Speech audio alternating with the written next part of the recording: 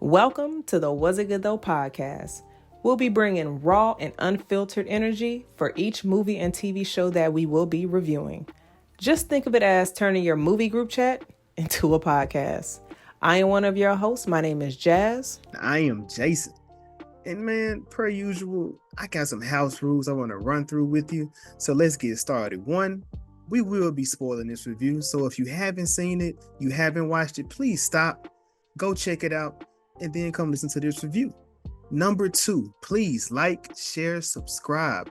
Let your friends know, let your church members know, let your family know what we are doing over here at the Was It Good Though podcast. Number three, have fun.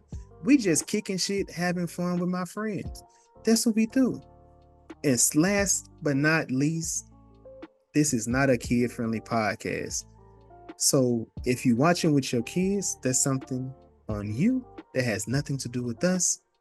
Let's get to this review. I said, don't cut up too hard on me. Right. Jesus got you. Jesus got you. Or Clarence. Either one. It's a little God in all of it's a little God in all of us. It is. But good evening. This is the Was It Good Though podcast about movies and TV shows. I am one of your hosts. This is Jason. And this is Jazz. And we have a collaborative effort today, Jazz. One that we've been waiting for. Just from seeing the actual podcast, but also due to the content of the movie that we will be reviewing. We have our guy Dave of the BrickWall podcast. How are you today, sir? I'm good. Thanks for having me. Really excited to be here. I'm ready. It's fun. I'm ready. Any shameless plugs, anything you want to throw out there, at the beginning? Yeah, sure, absolutely. So I do I'm on YouTube, BrickWall Reviews, where I do movie reviews, TV show reviews. I'm on Instagram with it. Also, sometimes I get around Facebook, sometimes I don't. This month I've been talking about a lot of mystery movies. Next month I'll be talking about Black excellence films, so I'll be doing a whole bunch of that. Outside of that, I'm on Twitch with my podcast, Last Brick Wall. I do it with two of my friends, JV and Mike. We just cut a full. We talk about whatever comes to mind there. So, all in all, though, just check us out. Follow us on Twitch. Follow us on YouTube. Follow us on social media. Just come through. Yes, sir. But Jazz, episode 86. We are talking about the Book of Clarence. This is one of the lost books of one of the lost gospels of the Bible. I think. I mean, it's got to be. It's definitely loaded with a lot of seasoning. It is. There was no light-skinned brothers in this movie. It was not. So colorism will not even be discussed. We ain't got to worry about colorism at all. There was no light-skinned brothers in this movie, which I guess brief synopsis about a movie of little faith who is trying to get a level of try to acquire a level of status by following Jesus' teachings, but he's going about it his own way. So we kind of see how Clarence goes from little to figuring out, having this, I guess, coming of age story of a man. So I'm gonna jump before I'm coming right to you, Dave. I'm gonna be honest with you. I'm gonna be honest with you, man. So, me and Jazz, we recently talked about just different. We were talking about cancellations of Black TV shows. I just ran across the, I guess the budget of The Color Purple. And The Color Purple, 120. What's the budget? They're sitting at 60 million now. We're a month in. It's about to be put on streaming services. So one thing I was talking to you about, we discussed. Well, I said that I think that this movie here was worth 40 million. The budget of this movie is 40 million. I don't know what it was sitting at today, but when we had that conversation, it was sitting like at 4 or 5 million. And I thought, kind of like Jazz mentioned it, but like I think it should have been like The Glass Onion. Whenever Netflix released that, they dropped it for a week in the theaters to allow people to come in to see it, but then they put it on streaming to have more access to it. Now, I don't like I said, I don't know what pushes people to go to the movies anymore, because it just almost seemed like it's me and my homeboys talking about it. It's just like a loyalty to something. So before I let you answer, why you don't think it should go to streaming, Dave, what drives you to go to a movie theater now today? It's a good question. Really just the outside of brand recognition, because you always have your Marvels, you have your DC, you have your certified things that are gonna make money. It's gonna draw you in. Like you're always gonna see a Spider-Man movie, no matter who's in it, no matter what's going on. You're always gonna see a Spider-Man movie. You're always gonna see a Marvel movie, no matter how bad it looks. You're always gonna be at least interested in going to see a Marvel movie. I like to try to go for more I guess less mainstream seeming things like that. That is what kind of gets me out there to want to go. Although I barely ever make it for those as well, but it's really just like the look of a film. You know what I'm saying? What is this film about? What is this doing different that another film hasn't done? I'm big on animation, so an animated film will draw me out to the movie quicker than a live action movie. I feel Just that. because you have so many. I want to see something succeed. So kind of tied it into the Book of Clarence. What drew me out specifically for this movie was, okay, this looks like a really funny comedy. This is an all black cast, which I love that. And as I tell people all the time, I will be a hypocrite if I didn't see it, because I'm the one that stands on top of every rooftop yelling, Black people need to be allowed to do more films that are not just about slavery. And then one comes out, and I'm like, I guess I gotta see this one too. I love it. I love the energy. And James Samuel, the director, writer, and the composer of the music and the composer of the album, which soundtrack album, two different things. He said that as well. He said, his first movie, Harder They Fall, cowboy was a derogatory word to black people. It wasn't even something used for white people. They were called cowhands. So he said, before his movie, where did you see a movie about black men as cowboys? You didn't see that. So he said you don't see them in the Bible, but we're supposedly the Bible is set in Jerusalem, over in Africa, where predominantly black people are, but oftentimes it's not us that you see on the screen. He said his next one, he said he want to take us to space. So Jazz, I was going to tell you should probably hit him up to get your all black pirate movie, since that's what you looking all for. black But pirate movie? Listen, yeah, she wants to. Dave, that's it could be fire. What she wants. Like it could be really. It could. Fire. Because Jason for the longest time was just like, why ain't nobody want to see no niggas on no boat? Look, most people didn't want to see no niggas on no horses. PTSD. Listen. So two back jazz up on that. The back jazz up on that. Two of the best characters in the last two Pirates of the Caribbean movies, to me, were the black ones. Okay, so I only seen the first three. They was in that one. Oh, you missed nothing after the first three. Right. I tell them that. You don't need to see anything. It was Zoe Saldana. Yes, she's mixed, but we she was in the first. She was in the first movie. Yep. She was just in the first, and then you had the gypsy lady. Yeah. Oh yeah, her. Yeah. Calypso. Got you. Calypso. Got you. Yeah. And she was pivotal. And she was pivotal to the plot. So same question, Jazz. What drives you to the movies today? So, and I know we've had conversations about this so many times between me and Jason, because I just be like, man, I don't even know if I feel like going to the movies. But Jason is always like, I'll go to the movies because he loves the experience. And so he'll judge me if it's something that I want to see. Just like, you need to take your ass to the movies and go see that. So normally I would just look at, is that worth going to see in theaters or no? And then I normally, when it's just like a movie I definitely want to go see, I look at the cast, I look at the director. Right then and there. I don't trust trailers anymore because they're liars.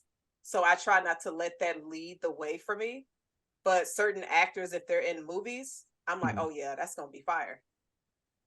So I'm getting back into it. The experience in theaters is bringing me back, and it's just like, okay, that was great. I've seen a lot of movies the past couple of months in theaters where I'm just like, that experience was amazing. So yeah, that's my wind down time. It's my I don't watch trailers. I'm almost to the point of just almost nah, we're not doing it. But Dave, you kind of feel strongly when I said this shouldn't just been an only streaming movie. So what was your thought behind that? Um, well, my thought behind that is, you see movies like The Harder They Fall, They Clone Tyrone. They're on Netflix, and although that does draw in a bigger audience, I feel as though just because it draws in that audience doesn't mean that that's where we should be relegated to. If Seth Rogen can go out there and make a movie about freaking talking sausage, and it gets millions of dollars, so much critical acclaim, becomes a cult classic. If Seth Rogen can make a movie about him sitting smoking 65 pounds of fucking weed and quitting and all types of dumb shit. If any one of these, as Chris Rock says, if any one of these crackers can drop these movies that just don't got shit to do with anything, and they're going to be Oscar nominated, surprise hits, sleeper hits, Parasite won a fucking award, Everything Everywhere All at Once. I love that movie to death. That movie was a anomaly to the system, right? If those movies have the chance to hit in theaters, why should we have to just relegate our films to, oh, well, we want the wider audience as opposed to the chance for an audience to see that, oh, wow, we can make this type of movie and get studio backing to put it in theaters. And let's just keep trying. Let's keep trying to push the envelope and do something different. So I agree with everything you just said. I just don't appreciate that shot at Sausage Party. You gotta chill. Sausage Party. I do, but it's like Sausage Party was hilarious. But it was. I completely agree with your argument. But I was just like, wait a minute, you didn't have to come to Sausage Party like that. Now I feel that way about Black films, and I feel that way about certain animated films. It's like these are mediums that aren't given the attention that they deserve, because even we talked about American Fiction. I didn't know about that movie till like last month, like the end of the year. I started actually hearing it, and then early this year, which is crazy to say because it's still January, I'm like, oh, that movie has Black people in it? Oh, it's a movie about Black people. I thought Black people. So it's like, it's we deserve the chance to be put on the same pedestal as those other stranger movies that come out and still get all this acclaim. It shouldn't just have to be relegated to streaming, because then what does that do to us? That makes it so that they can still sit there and say, oh, well, you see, Black people, we don't even send them to the box office no more, and unless it's Denzel or unless it's Craig Robinson doing a backflip somewhere, I don't like, we don't get that attention. So I feel like this was the perfect movie to be in theaters. It's just it wasn't marketed well. Do you think that's what the issue was? Like, it wasn't. I think that's 100% what it was. Is that the marketing wasn't well, especially hearing some stuff about the studio it came from. I believe it was what was it, Lionsgate? The studio. From what I understand, Lionsgate does terrible at marketing films that aren't John Wick or part of a franchise. So it's like, I get it. But so do you? I also think when you begin messing with that Bible, you begin talking about things of religion. So one, I just don't expect white people to come and see us like this, because it's a retelling of history that they're already against. So it's already, well, now when I went to the movie, my last showing, there were some white people beside me, and I was kind of watching them when the niggas was being spoken to see if they laughed too hard.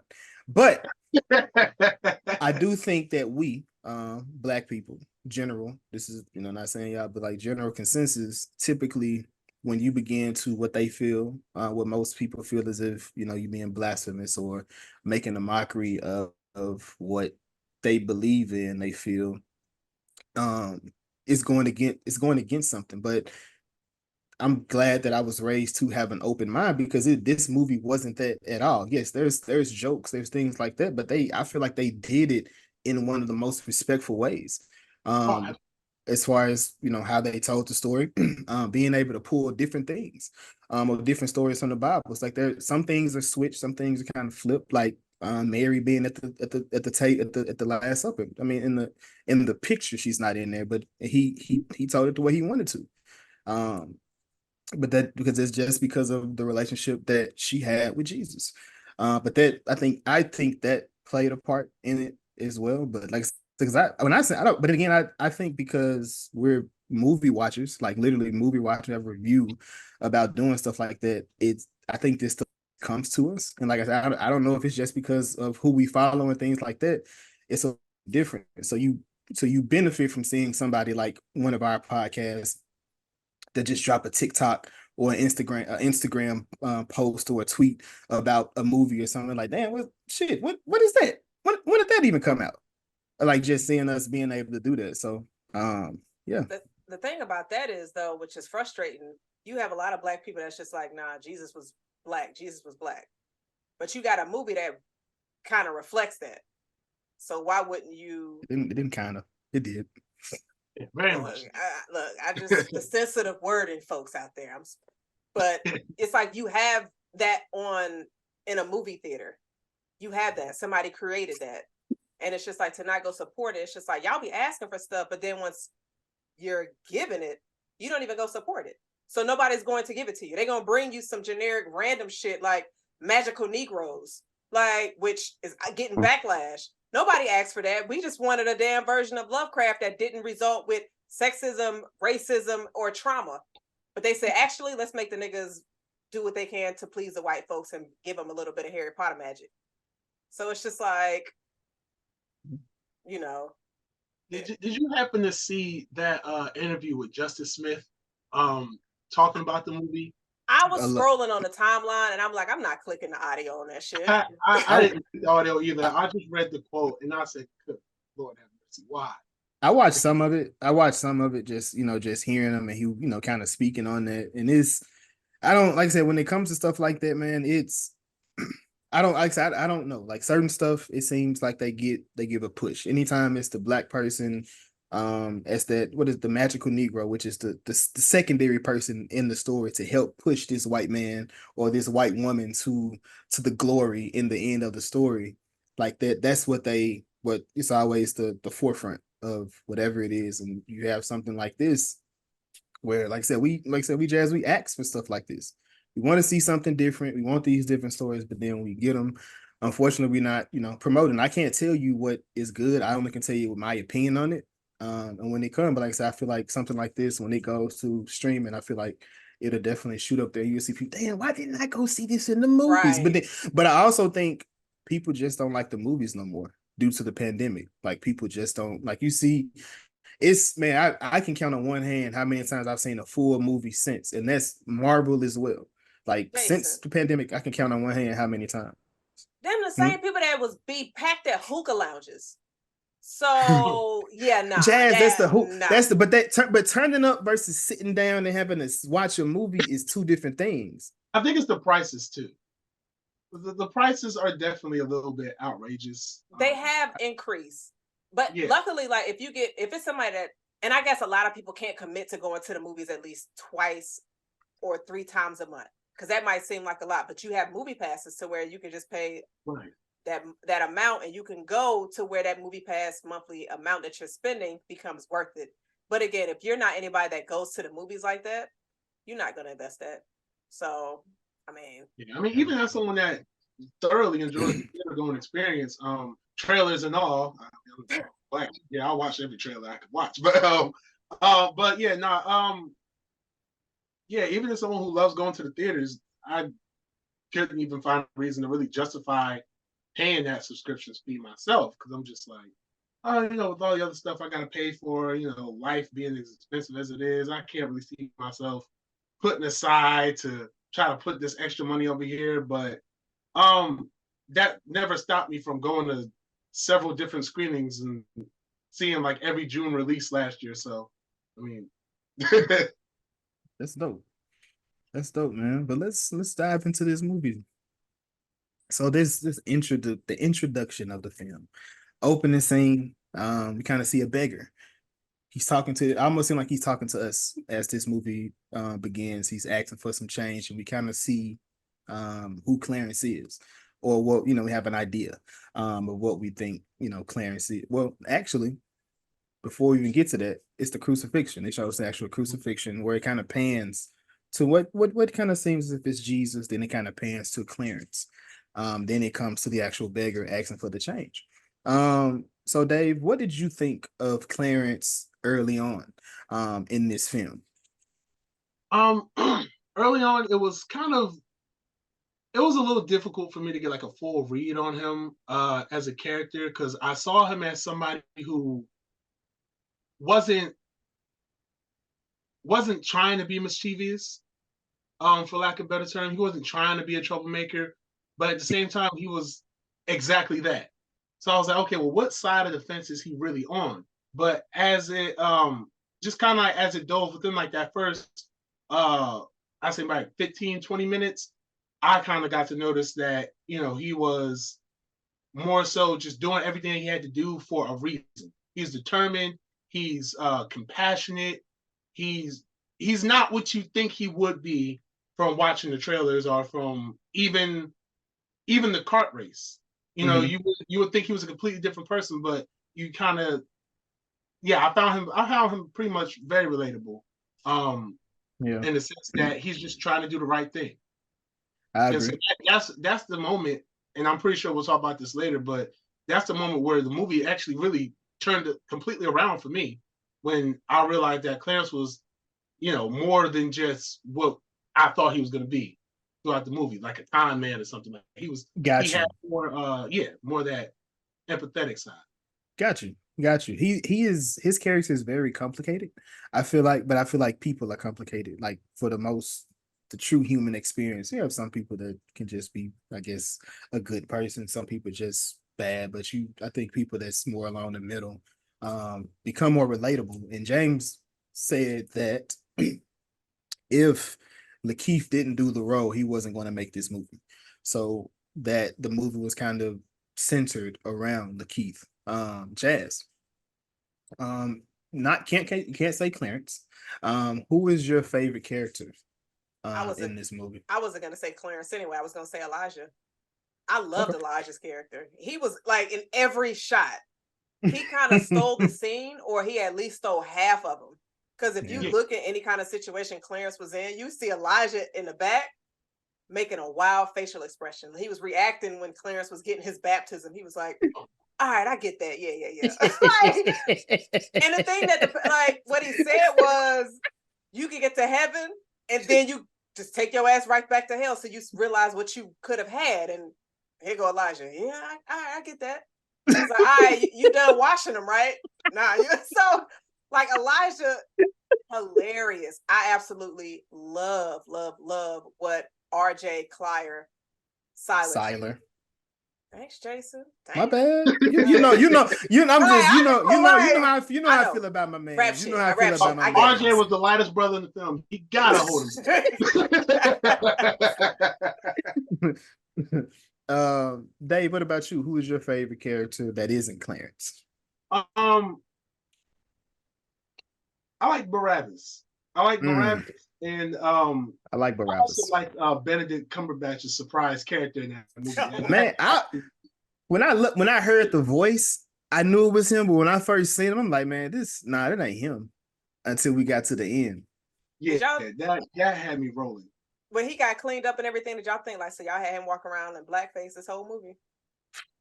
So my friend that I saw it with did think that, and kind of leaned over to me. She was like, so is that like blackface? Is that wrong? I was like, no, he's just dirty. He was dirty, but I think he was in the Bible is Jesus healed somebody with leprosy. I feel like this was that person from the Bible. I think to go, well, not my favorite character, Jedediah the Terrible. I'm I don't say I followed him, but I knew of him through another TV show. So seeing him in something small than seeing him on the big screen. I was like cheering him in the theater. I'm like I knew him. Like I was like, oh hell yeah. You're not put on this small scale, so you going in, on this big screen. So that was super dope to see. But kind of like y'all said, y'all kind of spoke about, the chariot race, which we see Clarence is in, and he loses terribly because the they sneaked them, I guess. Well, I guess they didn't sneak them. They knew they was in their territory, and they was trying to be mindful. Mary, she did the right thing, but Clarence and Elijah, they definitely didn't do the right thing in this scene. Why did Mary have a nose ring?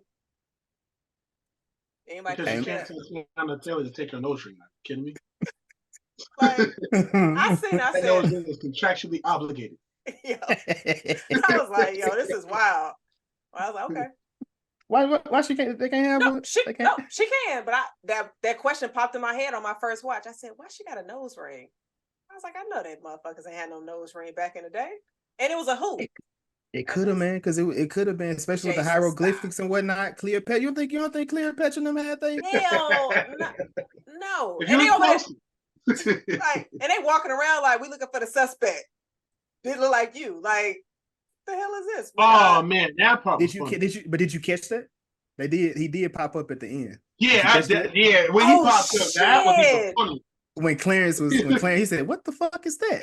He's coming. I was wondering who. Okay, I didn't catch that during my watch because I was wondering. I was just like, all right, so we're gonna have to talk about who the hell this is coming out the window. Damn. Okay. Yeah. That's when that movie turned into an episode of Atlanta for me. Yeah. I was like, yo, did Donald write this part?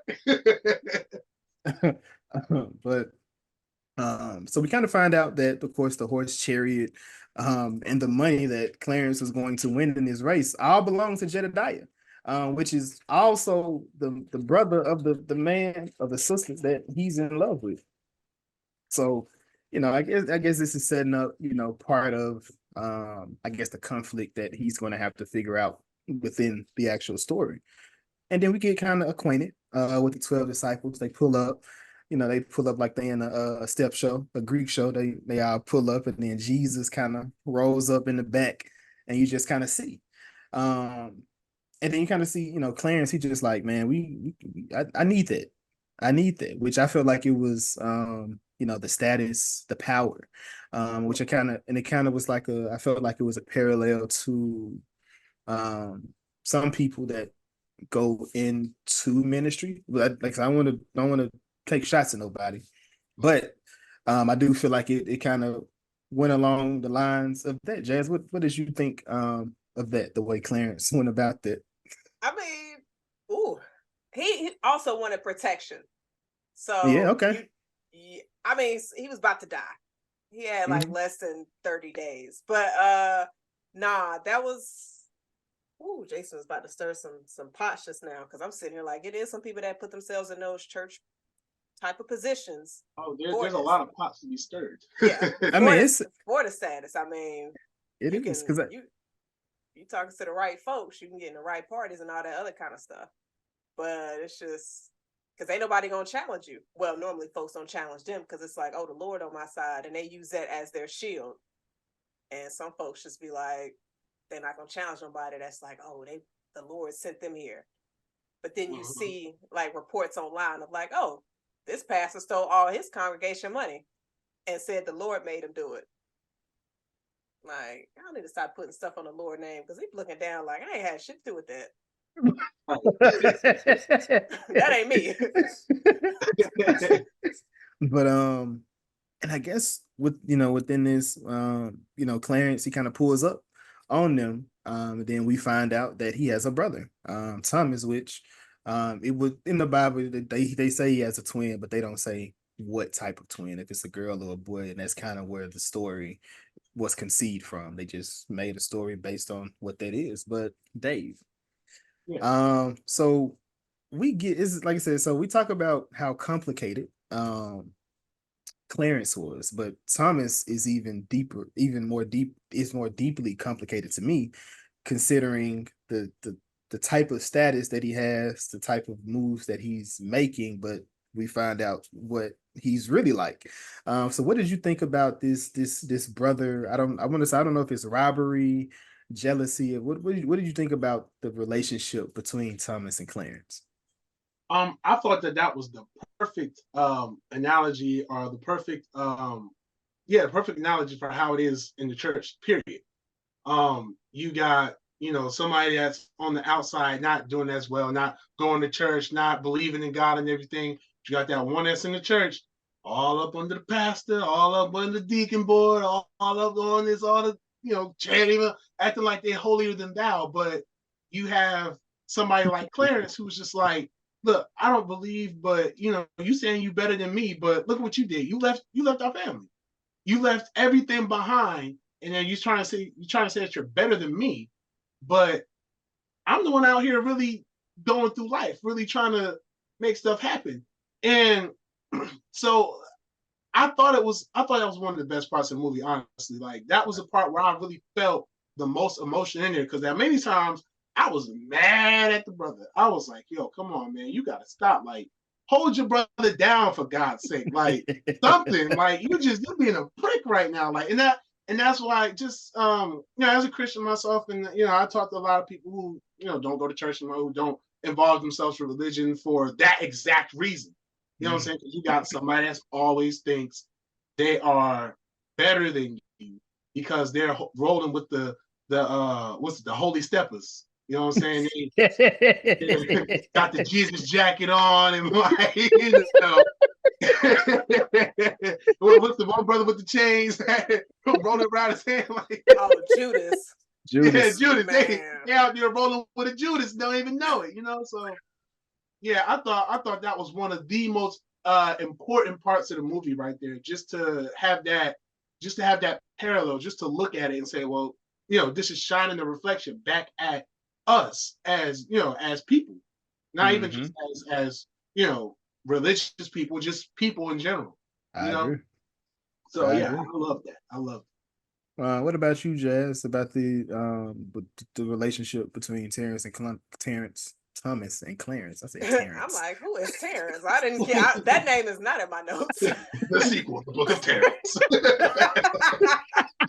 That's the son that Thomas had, named after his brother. There we go. But they're okay. So I'm gonna go down the shallow route first, because I said, damn, Lakeith looked pretty good with that fro, and the beard was all developed, and he had colored contacts in. His eyes looked gray. So I was like, all right, Thomas. But he wasn't shit, because like he was literally talking to Clarence out the side of his neck, trying to belittle him, just like Dave said. And it's just like, you left our mom on her deathbed to go be with these guys. Like, you have a family that you left behind. So how are you speaking on that you so holy, but your hands are dirty? But you can go ahead and put up a front in front of everybody else. But Clarence knew the truth. And it was just, he was talking to him wild towards the end. But then crying. It's always the one that treats you like shit while you alive. But then when you close to death, about to be out of here, they're the loudest ones at the funeral. Yeah, because I mean, you kind of have to reflect on everything or every way that you treated this person, and as opposed to trying to, which Clarence talks about at the end of the movie. He talk about enlightenment. Like, he wasn't trying to teach for real. Like, you just abandoned us and followed Jesus, and you did whatever was going on with that. And that's not to say that Jesus told you to do a thing. He did that. Like I said, we don't. I mean, that I wish that would have been addressed. Like, I wish there would have been a scene with Jesus and Thomas to actually call him out on what he was doing. So that would have been dope. But I think it was also dope that Clarence was the one that called his brother out, just based on. Clarence is a bigger person than me. I was like, fuck you, Thomas. Get out of here. Thomas wasn't even standing. Get out. He wasn't even standing by their mom when Clarence was when he walked on water. Like, y'all both in the crowd. Like, you don't see your mom over there? You're not gonna go speak? No, if anything, Elijah was the one. Again, Elijah was the one that was.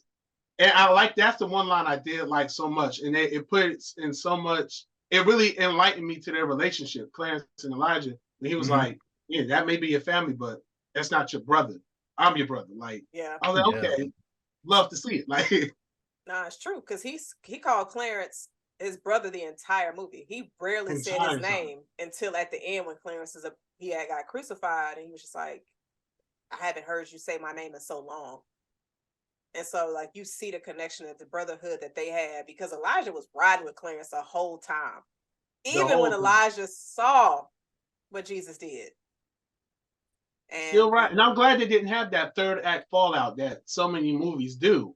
I was kind of like, all right, they're going to have the falling out. What's going to happen? They didn't have it. And I was like, wow, thank you. Thank you for not doing that, especially in this film about essentially Black brotherhood. You know, at the end of the day, you know, we want to cut it down deeper.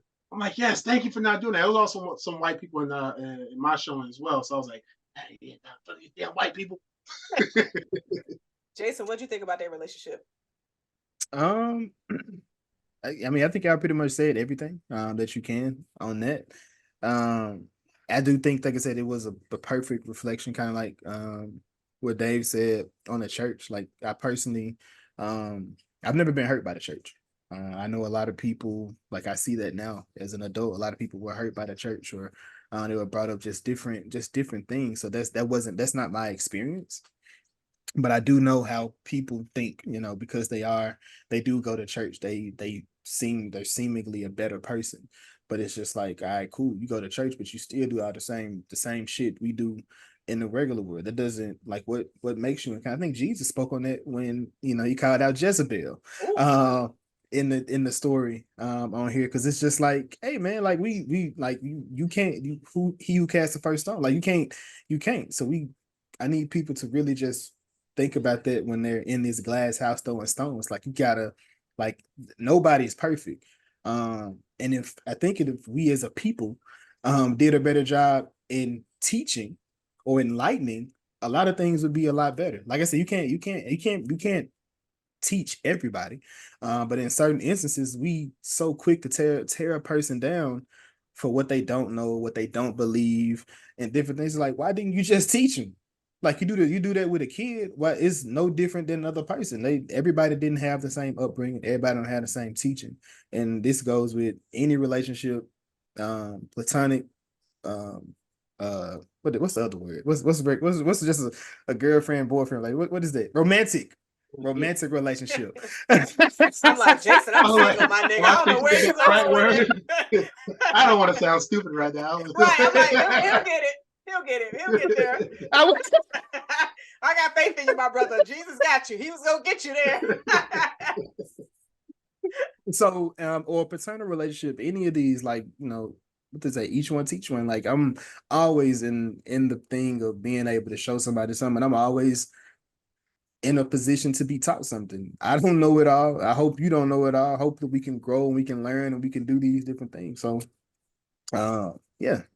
But that was my long-winded answer. But of course, you know, after that, we're on a journey through Jerusalem with Clarence, Elijah, and Zeke, which it kind of almost felt like it was Clarence, you know, doing his last little victory lap. Like, all right, man, I know I ain't gonna be able to get this figured out, but I'm gonna try to figure it out. So this is me going through just different things. So, Jazz, book one. What was your favorite scene within this book? It was going to be when Clarence and Elijah was at the hookah spot when they was floating, and then he got his idea. I thought that scene was hilarious. Just seeing other people floating around, and he was like, Clarence, your money will be at the door before you leave. And he floats away and hits Clarence in the head. I said, that's some nigga shit right there. Like, it's just like little details like that. And him having like the light bulb moment.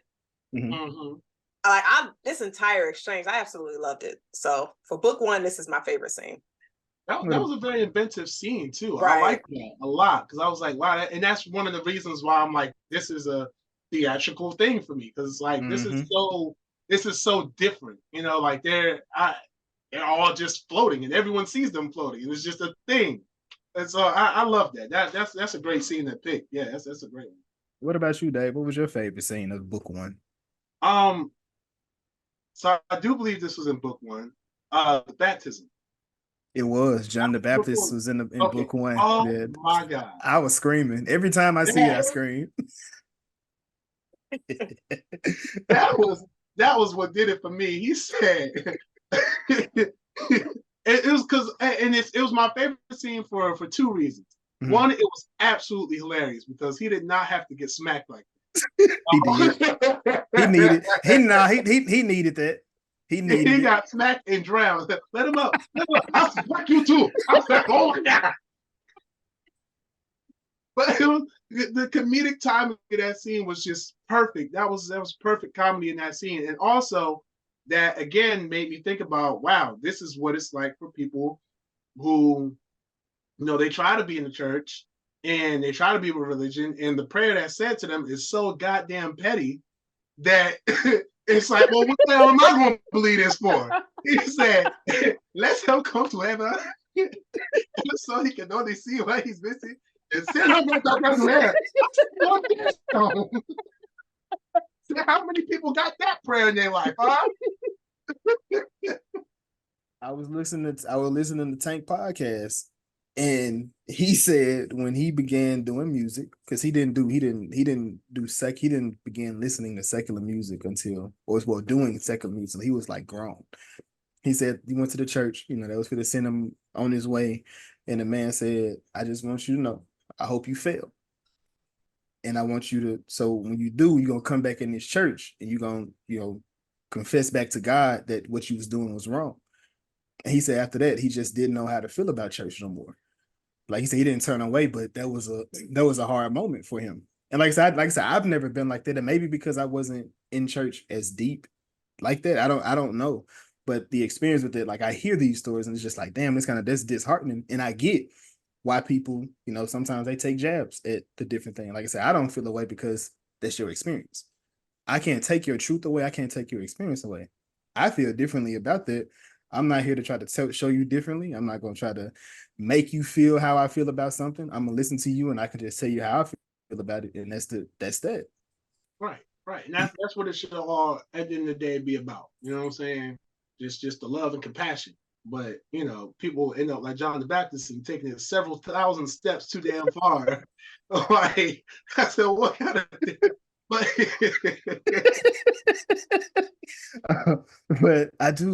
But I did love Clarence with his mom. It just kind of shows the relationship that they have, and the drive and dedication. Like she knows who he is, and what he's doing. Now, I will say, when Clarence he goes to go see Verenia, which he kind of after the baptism he kind of tells him, "I'm clean now, so you can tell your brother I'm doing better." And I'm trying to. It's like, all right, Clarence, now you're doing a bit much. You're doing a bit much. And she goes to talk to his mama.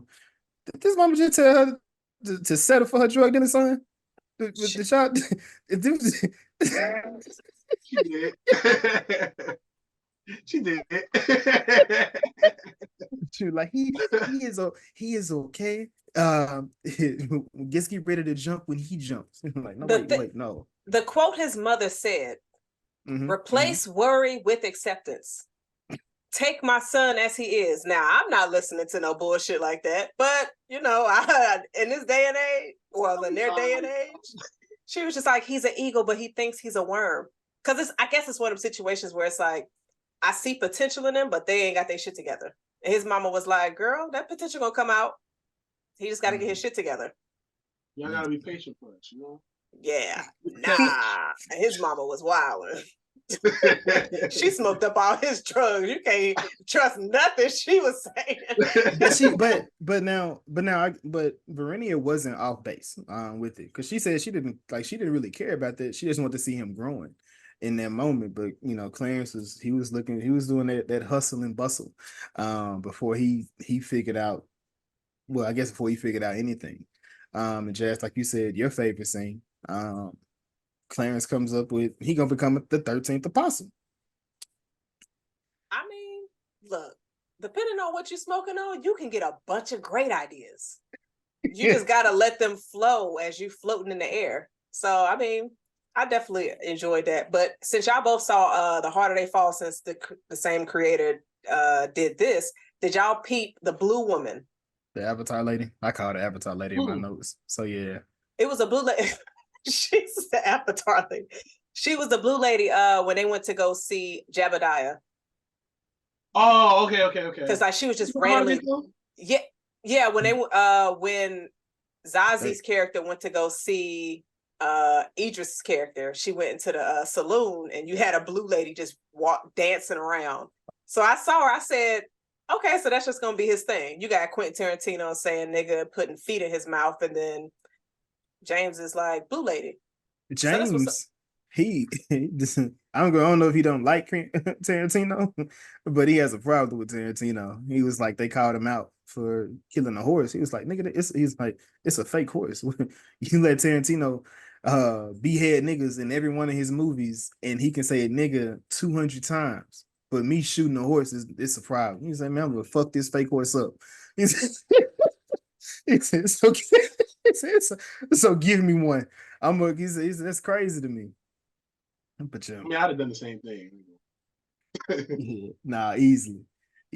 But Clarence, when he gets to where the apostles are, Judas attacks him with going to who is it? Asher the torturer. It tells him to free the slaves. Since you want to become one of us. Secondly, who are these niggas? Who are these niggas to task with it? Where's your leader? But hold on. To be fair, you mean to tell me if you was rolling with Jesus, if you was one of his squad members, you wouldn't be like, be a little arrogant just a little bit, like, oh, I'm the shit, because like I got I would talk my shit too a little bit. I would, but at the same exact time, it's not what I'm saying. That's kind of crazy for you to task me with what I need to do to get. I guess within that, it's more of a if you're doing a job and somebody wants to know how to get to a certain spot, you're like, all right, you want to get here, this you need to do, and then you kind of give them the tidbits of whatever was happening. But Thomas brought him back. He brought him back down. After he, I guess, completed said task, which, like I said, we go to Asher, and this is where we meet Barabbas.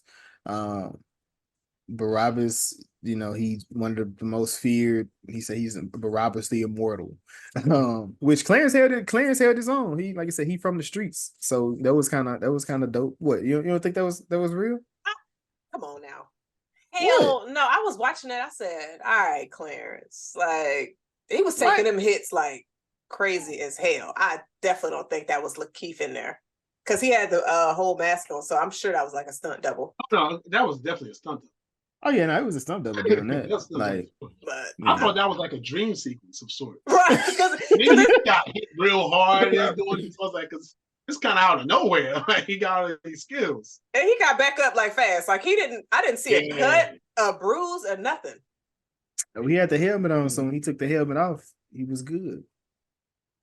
Nah, I think I see more cuts on Russell Crowe in The Gladiator than after a damn fight in the pit. I just got thrown down 3 flights of steps and had more scars than Gladiator. He did. So he basically completes the deed. Well, he completes that task. He's able to free one of the strongest men. He goes back and Thomas, wants to speak with him again. And he kind of tells him, I stopped following Jesus before I ever let you get in this. And then Clarence kind of goes out and he goes off on all of them. And he said, y'all know nothing of the world. And that's why you do the silly shit that you do. And this is where, people can lose faith and stay away. But you close this Messiah and you shunning. Why are you shunning and turning people away? And it was just like, that was kind of, as far as when it comes to it, like I said, I get where Clarence would come from. But of course, this don't knock Clarence down. He decides to become the new Messiah. which this scene, but Robert saying, "Nigga, what?" That part was funny. That part was funny because he was like, I don't use derogatory terms to talk about anybody like that. He said, I'm gonna be next to side. Nigga, what? that was a good part. I want to backtrack a little bit. There was a specific part with Clarence and what was the girl's name? Verinia. Yeah, Verinia, where they were talking about each other's eyes. Mm-hmm. Oh yeah. I thought that was really nice. Just how the eyes actually turned that color. I was just thinking about that. That was it. I like that because I think she's Starfire. Yeah. She's Starfire, but that was a nice little tidbit. I don't did you figure out what the symbolism between the red ruby and blue sapphire was in that? No, I didn't. Okay, I didn't either. I was just asking. Oh, okay, I thought you might know something I didn't know. I was about to say all the symbolism in this movie. Let me get my listening cap on. You take notes.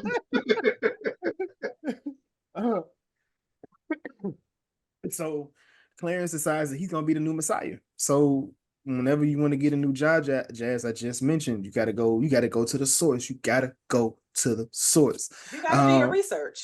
And Mary, the Virgin Mary, was the research. I was there was no before. Yo, she said I was just minding my own virgin business.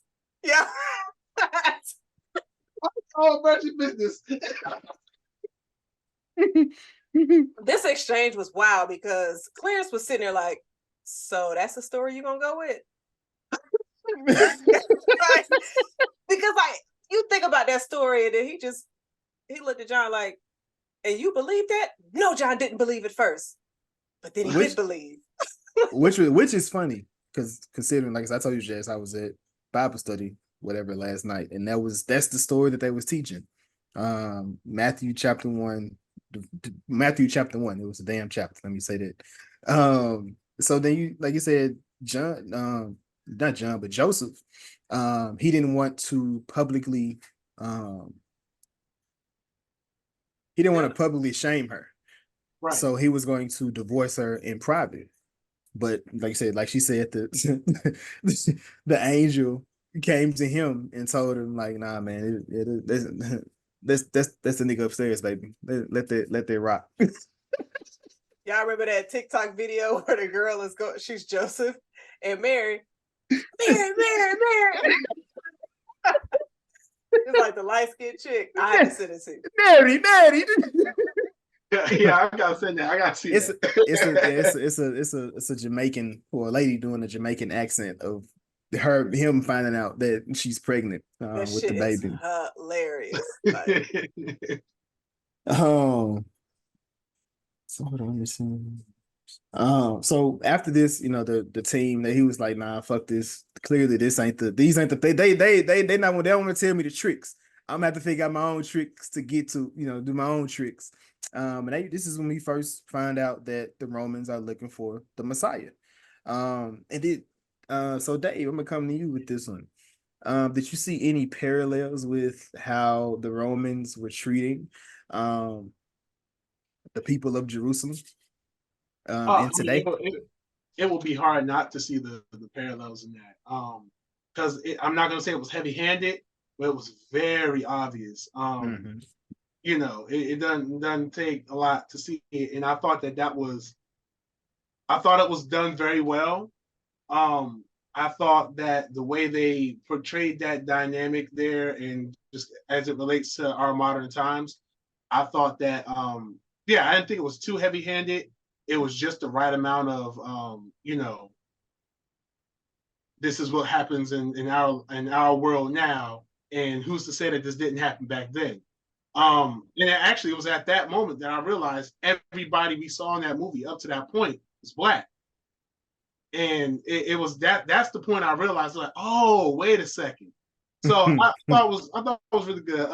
As I think anybody would, I absolutely hated the leader of the Romans.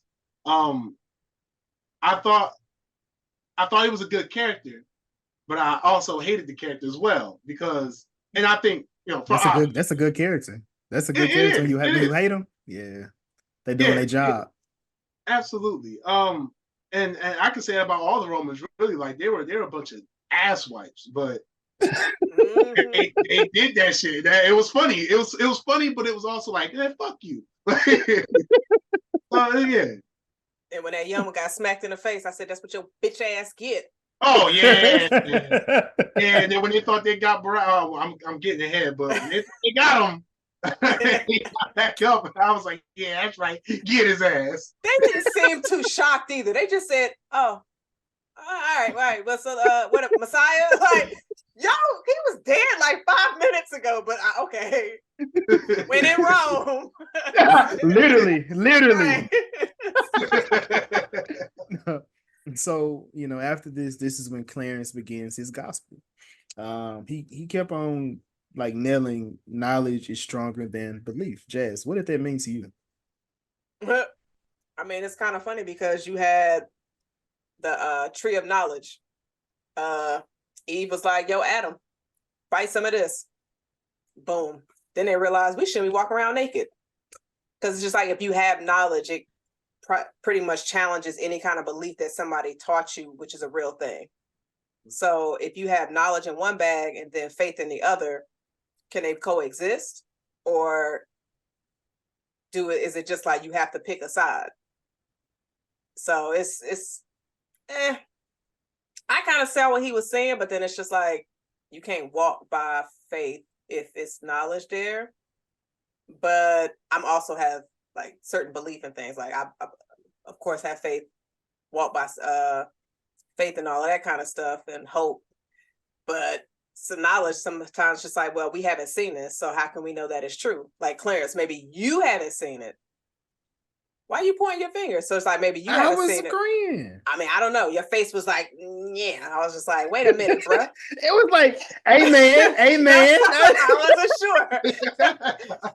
But it's just like, just because it's something that you haven't experienced doesn't mean it's not anything factual. If somebody else can tell their story and test like their testimony. And so it's just, until Clarence was able to actually experience it, soon as he did, oh, it's not a thought. I know the Lord is there. I'm like, oh, now you know. Because like 3 hours later, my nigga, you was like, it's not a thing. But you had to go through that and experience that. And then his mind changed quick. Now he's like, yes, Lord. He could have died. Yeah, that would too. It was the walking on the water that definitely was like, all right. I would. Hey, listen, I'm believing in whatever you tell me to believe. I'll start walking on water. My black ass get out there. Oh, I would have. They would have never got me. I would have been on that water been sitting forever. there like this. I would have been stomping on their heads. Listen. A little frogger on there. What about you, Dave? What did the knowledge is stronger than belief mean for you?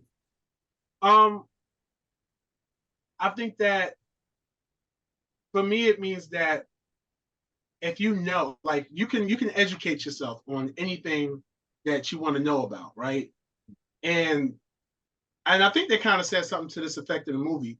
But if you believe that a car battery is bad because it has acid on it, versus you knowing that the car battery is bad just because you left your car sitting on all night, then that knowledge of it is strong. Like it's kind of difficult for me to explain the way I think of it. That's because it's a very layered quote, in my opinion. Because that can apply to faith, that can apply to just common knowledge, that can apply to really anything. So to me, it's difficult for me to explain, but essentially I agree with it. It's just hard for me to explain how I personally feel about it and what it means to me on a personal level. Yeah, because I think like if it's something like knowledge, something that is kind of it's like a solid in a way. It's just like, okay, I see that that's going to happen if I do a particular thing. But it's just like when it comes to faith, you don't have to see it to know its existence. It's like a feeling of something within you and within maybe your space.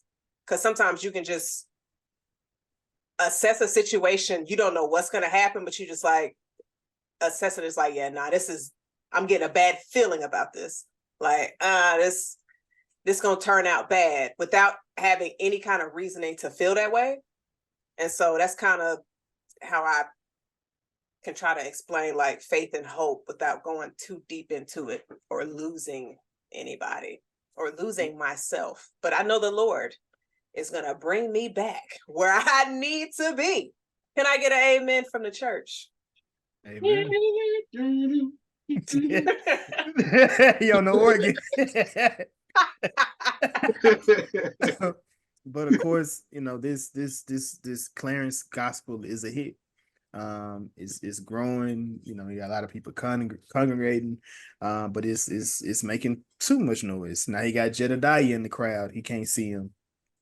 Thomas is pulling up. You know, his mom is pulling up. Verenia is pulling up.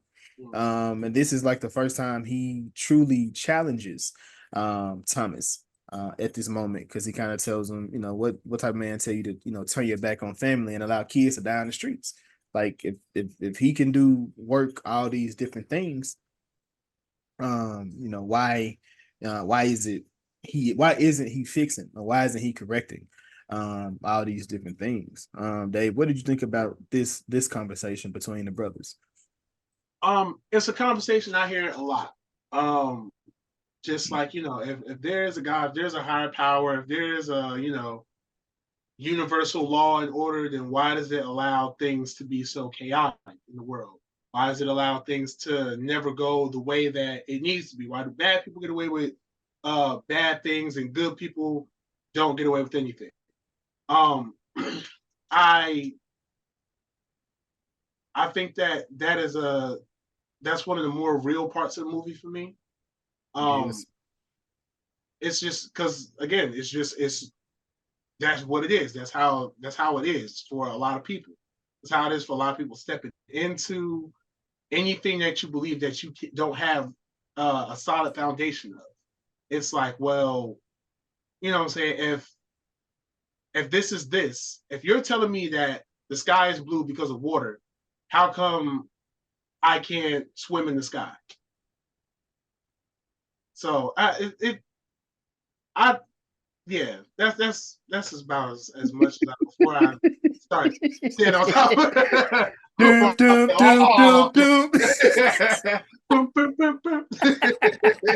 He's able to get deep into it, but I agree. This scene was definitely, like I say, it was a lot, but I got where Clarence was coming from, because, you know, you said, when you mentioned previously Clarence is a lot better than you. I think this is when, you know, Clarence came to that point of like, nah, man, nah, fuck that. I'm challenging this, because right. Like, y'all not about to just, you know, you're not about to just talk to me any kind of way, treat me any kind of way. And if y'all supposed to be these people that y'all say y'all are, why ain't y'all taking care of the people? Jazz, what did you think of this scene, or what did you think about I feel like this is where Clarence he had this not self-awareness, but I feel like this is when he began, like, the complicated part of him started coming out, because he was losing who he was, like, Right. who he really was. I think during this whole thing, and like it was mentioned earlier in this episode, Clarence did a lot of the reasoning for Clarence's action. There was something there. It was, he went to get a carriage from Jebediah because he wanted to impress Bay, and maybe pushing him to be the new Messiah because Thomas was talking to him crazy and was like, you're a nobody. And she's like, well, I'm gonna prove you wrong. So he was using all of that to fuel his actions. And I will say maybe the delivery wasn't the best, but it came from a genuine place. But then with everything that he was doing, scamming all these people, he was just, like you said, this is not me. And so he was like, I understand what I have to do. And with him actually going to free those slaves, you start to see a very positive shift in Clarence, because as they were going, it was just like, you got enough money to go ahead and pay Jedediah back, and then get your mama a house, what he said he wanted to do for her at the beginning of the movie. Mm-hmm. But then he was just like, nah, I'm gonna just go ahead and use this and free those slaves. And that was when Elijah was just like, you'll lose everything. You'll lose your life. And he was like, 20 will get to live. And so like right then and there, you see a very large character development within Clarence. But I was going to ask, did y'all peep during the whole montage, like his hair started getting longer, he started locking it into where it started sticking out? Because when the scene where he was talking to Thomas, it was a really dope shot to where it looks like he had the crown of thorns on his head, what they put on Jesus when he was when he was getting crucified. It's like, if you look at, I dropped a picture in the chat, but it's like how his hair was. I was like, that shit, it looks like a crown of thorns. Mm-hmm. But during the crucifixion in this, like they didn't put anything on his head. But then again, Dr. Strange didn't have nothing on his head either. But yeah, I saw that on my, when I did my rewatch, I said, damn, that shot looked crazy how his hair is, because he had like the lock jewelry in there. I probably noticed it because I got locks and I'd be putting hair jewelry in my hair. But I was like, Clarence, where you get these from? Like, you went to the beauty supply store? Like, I mean, you saying what's I can't think of the rapper. He came up, they kept buying the weed. He had hair jewelry on his hair every time he pulled up. But that was looking fresh. No, that was clean. Oh, absolutely. That was clean. But I mean, I think we gonna be like that no matter what part of the book you put us in. I think we're gonna come out, we love that drip. We love it. When they put that stuff on, we put that shit on, even in Jerusalem times. But one image I did see throughout the movie was him being like he was stretched on the crucifix. That image was done throughout the entire movie. When he was at the house, he laid on the mama couch on the floor. He was stretched out. When he was this same montage you talking about, he was talking to the people. It kind of shows him when he, put his hands out, to the people. So you do see that imagery. And when he was fighting, dude, Barabbas, he got knocked down. He did. Yep. Yep. Was going through that, but after this, Clarence and Verenia, they have this come to Jesus meeting about what he's doing, and we have this conversation about growth versus change. And she, ultimately asks him, when will you grow? Dave, what did you think about this conversation between them before you tells her to meet him at the Tenant? So what I remember of the conversation, I think that he was very clearly at a different point from when he talked to her earlier.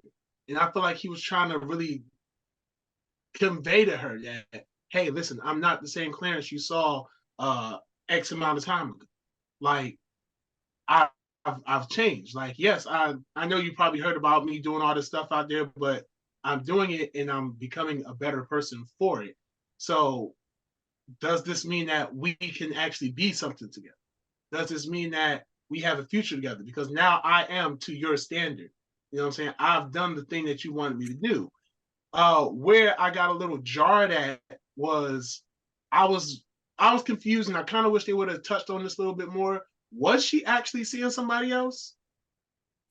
She wasn't. She wasn't. She wasn't. I don't think she was. I think she was playing hard to get to protect herself, just based on who Clarence was. Okay, because I thought for sure she was fucking one of the apostles when they rolled up like that. Now them too. It's the ball over there, isn't it?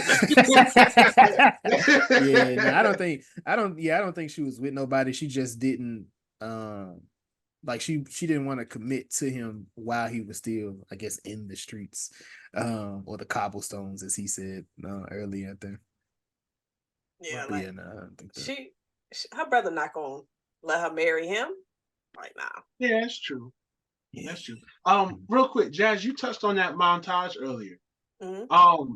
I thought that montage was so great because it did for the movie what many movies take an entire 30 to 40 minutes to do.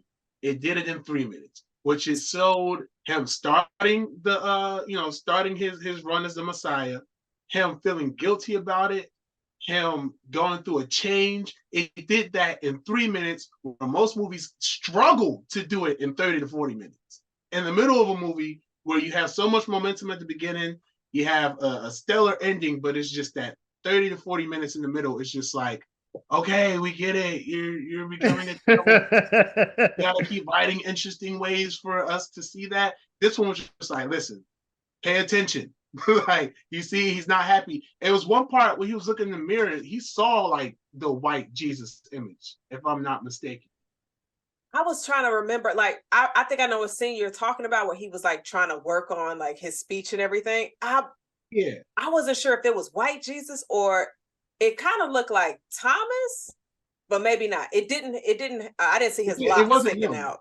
Yeah, Yeah. it definitely wasn't him, but that montage was a very interesting part. And that actually feeds into how I feel about the conversation, because that's the point right there in which Clarence becomes the most relatable character on screen. He becomes the most sound character on the screen. He becomes the most he just becomes the best character on the screen, better than the disciples, better than I would argue even better than Jesus walking through there. You know what I'm saying? Because of Right now. what he actually did. I'm saying in the movie, you know what I meant, boy. You know,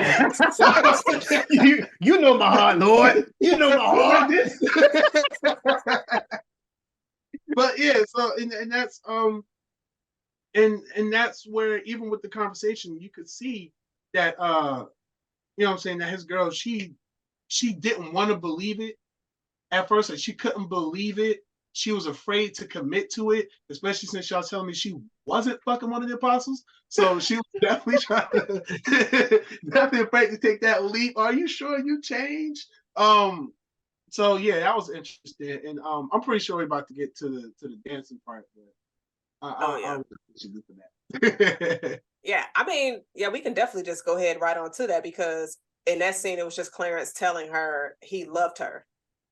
Yeah. And so, like, all of that, he was just like he's like, come through tonight. And he didn't think she was going to come. But when she did, ooh. But before, yeah, like, I can't wait to get to that scene. But the next one after this, we have Elijah goes and saves Mary. All right, y'all. Jason, I'm going to go to you first, because you said you had a bone to pick with Jesus. Was the bone to pick with Jesus how he out here stealing Elijah's boo? Yeah, man. Because how you gonna steal my woman like this in front of me? Like, imagine, Jazz. Imagine you out in the streets. You've been kicking it with Cervante since y'all was knee high to tree high. Cervante get in some trouble. The townspeople is on his ass. They on his ass. And Tiana Paris pull up, and she saves him. And he just put she just put her hands out, and she just takes it and she just go. Like, you've been following me the whole time. You know I love you. You know I shielded you. I couldn't stop rocks like Neo in the Matrix. But I can take some for you. I'm getting beat in my back for you. And you go along with the Messiah? Like, is it because he got powers? Like, he can water the wine? Because he can do party tricks? Like, what's up? Hey, I'm definitely hating. After I praise your miracle, but that nigga still my. Or do you wear like a badge of honor? Like, man, Jesus stole my chick. God damn. Like, I'll say for me, he's about the only brother on this world that I think you get props for that. You ain't walking around saying Usher stole my bitch. Darius. What's the dude on the Boondocks? What's his name? Tom. Tom. Well, let that shit happen to me though.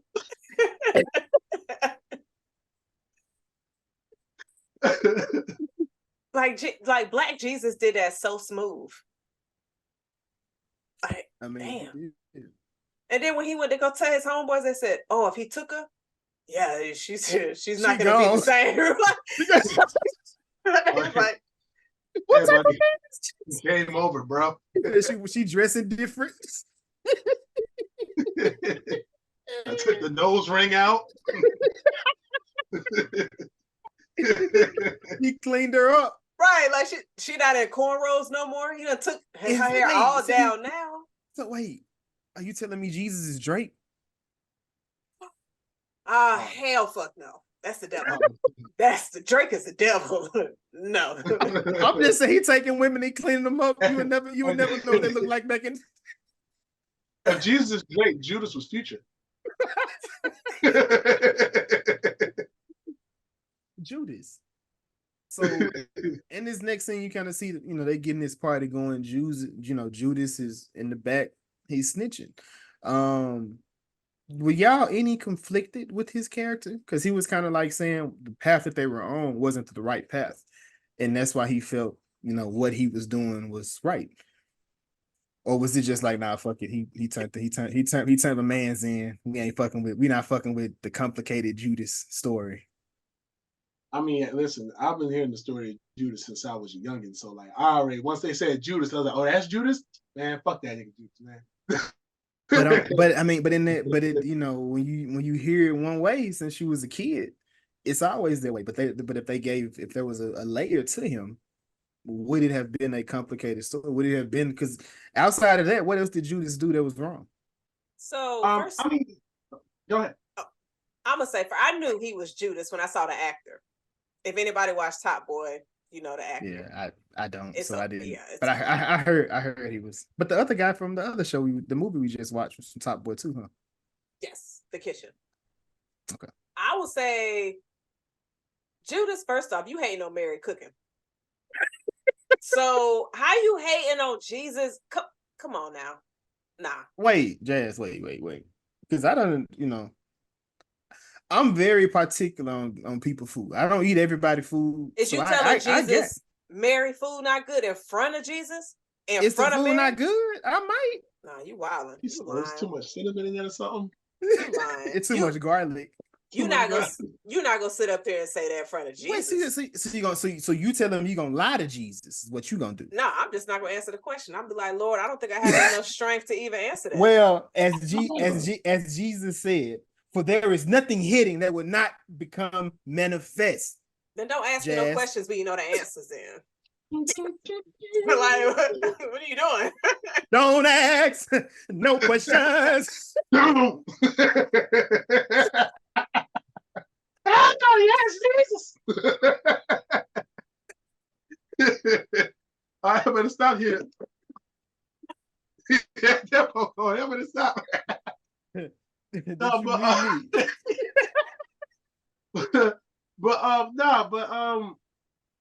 I think the only reason Judas really said something because he was compelled by that power of Jesus. Which, wait, are we on that part now? Because you can. I thought that was the hardest.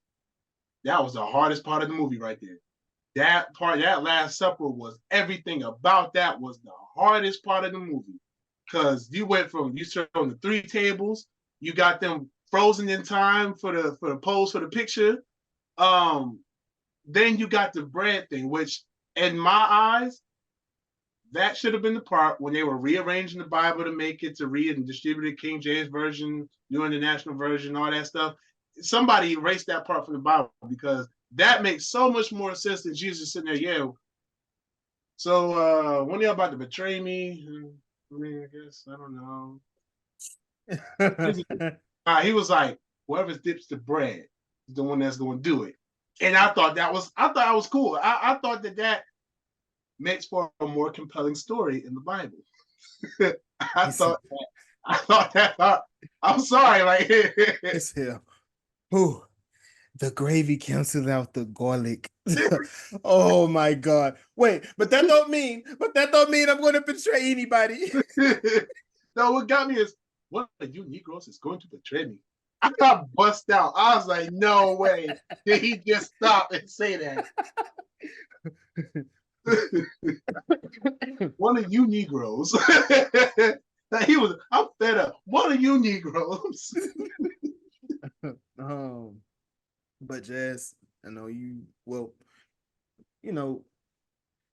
going into the third act is where I was like, okay, I'm kind of questioning a little bit. I'm kind of like, I'm loving the music, I'm loving the vibe, whatnot, but we get to the tent, Clarence, he pulls up with, with Verenia. They go in, they do this little dance number.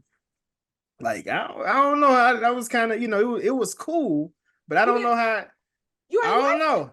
I'm not gonna say I didn't like it, but Aladdin did it better. That's all I'm no, saying. oh hell no, the fuck it didn't. No. What Prince you Ali, mean? while it was dope, was not touching the one in there. Yo, nah. Sorry. It was a popping and locking the whole time. Come on, I mean, Prince Ali was dope, but He wasn't Clarence. He wasn't Clarence and Elijah. Like, nah, Jason. I will say the music throughout this amazing. Like the music in here was amazing. But what did you think of this scene, Jazz? This whole club scene was a vibe, and this was my favorite scene in this of the book. whole movie. I bet. What you mean? I like the dance number. I was like, oh, this is dope. And then you see Elijah in the back when he was over there like cheering on Clarence. I was like, everybody need a hype man like Elijah. Everybody. Like, I absolutely love this dance scene. It just came out of nowhere. It was just it was loves like random dance scenes and musicals in the movie. So it depends. It's got to be perfect. I'll do a musical, like, because I'll say my favorite dance scenes like out of nowhere, like Chicago, Color Purple. Out of nowhere, they musicals. Okay, my bad. Let me think of some other ones. I was gonna say, does Rush Hour not count when him teaching Jackie Chan how to dance? No, nigga, they was outside the car. That wasn't no fucking dance number. But that is a move. That is a staple. I'm thinking something more along the lines of like Peaches, Mario movie, like out of the blue, here comes Bowser singing about Princess Peach. Like, I can see something that. Just as random as that. Like, this had no business being in this movie, but here it is. It's hilarious. Like, I'm mad because I had a list of them earlier, but I didn't even write them down. I'd be kind of annoyed with stuff like that. I'm not gonna even lie to you because this is like. So you don't like random dance numbers. You don't like flashbacks. You don't like fucking cliffhangers. Random dance numbers? Like, where the fuck you just started dancing from? I mean, they did it in Barbie, and it was done well, in my opinion. Oh, it worked. I think it worked for Barbie. I think that works for Barbie. Barbie almost feels like it wasn't a kid movie, but you know what I mean? Like, it was like the over the top, just like I expect. It's what modern family movies should be. I expect it for something like that. Like, I don't know. That's just, I don't know. Dave, how did you feel about the dance number? I enjoyed it fully. I absolutely enjoyed it. I thought that it already won points with me because at no point would I've expected this to have a dance number.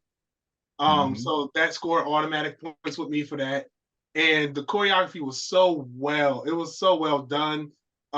Seeing everybody kind of getting that groove there and the song playing, I absolutely loved it, man. Yeah, I thought it was great. Does House Party count?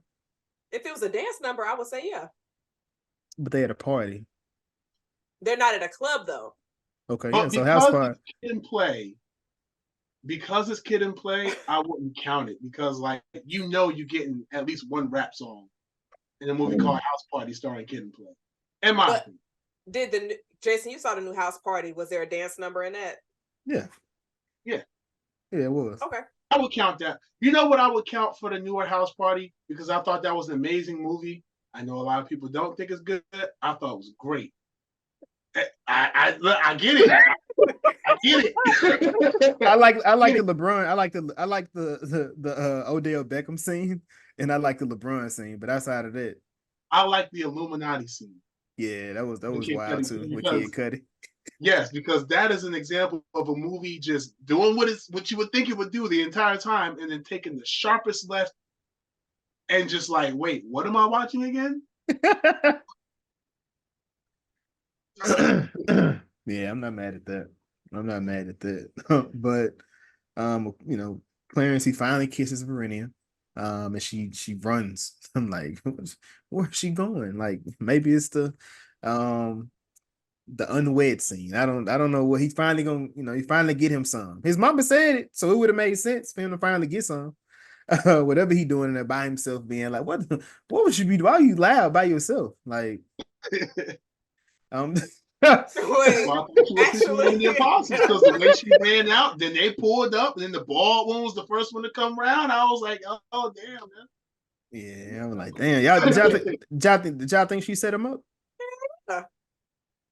the way that she came right behind one of his homeboys, like peekaboo, like how she get behind him so fast? It was Now, like it was like why would you run towards your brother's men and where your brother is, who's trying to kill Yo Bay?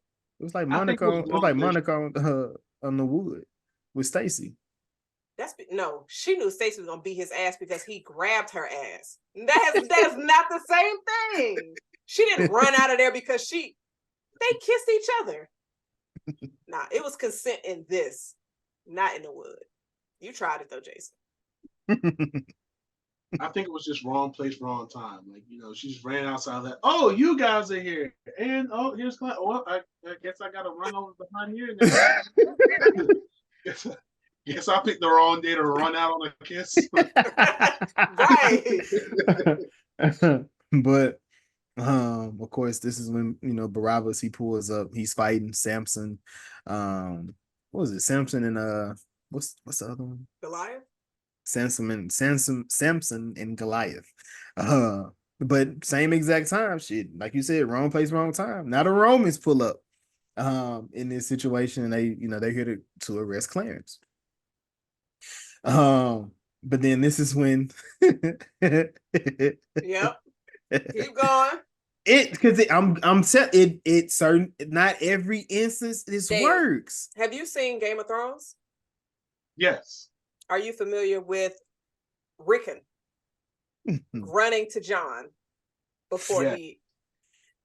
Let me ask your opinion, because me and Jason somehow has a debate still continuing, and I don't know how because he lost. It's not continue. It's Okay. not continue. I just don't feel as if the zigzag reply. Not replies, but it applies to every situation. In Game of Thrones, do you think Rickon would have been able to survive if he would have zigzagged? I think anybody can survive anything if they zigzag. That's my opinion. I feel like if a dragon's blowing fire at you, you zigzag, the dragon's gonna have a hard time keeping up with you. Somebody shooting at you, gonna have a hard time keeping up with you. You zigzag. Hey man. Somebody throw a sphere or a spear at you. They're going to have a hard time if you zigzag. In this moment, I 100% agree. They are literally just throwing one spear at you. Yes, he could have went through the buildings. He was running slow as hell. I'm gonna tell you, at this point in the movie, I was kind of pissed off. Because one, why are you just standing there? Why they throwing spears? Why are you, as the Jerusalem, y'all are all together? Why you didn't jump these few white men? Why y'all just didn't jump them? Then there's enough. Go ahead. Oh no, go ahead. Then this MF would get hit 3 times with it. I would have just put one through his head. At that point, I would have put one through his head. But then, of course, they pull up to retrieve, and he said it was the wrong ankle, wrong heel. Was that like based on like Troy? That's Troy, right? Yeah, Achilles. Yeah, Achilles. Yeah. But so interestingly enough, while the movie was playing, I took out my phone and had to read the story of Barabbas real quick, because I was just like, hold on, is this a real character? What's his story? Who is this guy? He wasn't that big in the Bible. Yes, I don't. I guess they just wanted to pull somebody that was in Jesus' story and make it a bigger story. Here, but of course, it feeds perfectly into the Jesus aspect of the story, though. It does. It does. It feeds perfectly into that. But Jedediah, he challenges the Romans again. This is where I was just pissed off, because I'm like, bro, if you Jedediah, the terrible, do some terrible things right now. Like fuck them up. fuck these niggas up. Like, come on, Take Keith, do something, do something. Do you feel like his entire monologue didn't hold any weight because they got, but like he said all of that, which was perfect. I loved everything he said in his monologue, but then I wanted some action after that. That's what I'm saying. Like, why y'all didn't do shit? But do you think it's because he was just like, knowledge is power? Because I know that I'm about to cut your sister's head off. I'm about to bring harm to this black woman. So you're gonna have to disarm all of your people. It was way more black people than white. I mean, but Jason, you think about it, how many slaves was on a plantation compared to the white people that was on the plantation? Probably 50 to 15. Open your mind. Hey. Open your mind. Hey, open your mind. Do the right thing. Jump these crackers. I mean, in all honesty, there was a lot going on in that scene, though, between the Romans telling them why they don't like the black people, and then of course with Jedediah's speech that he made.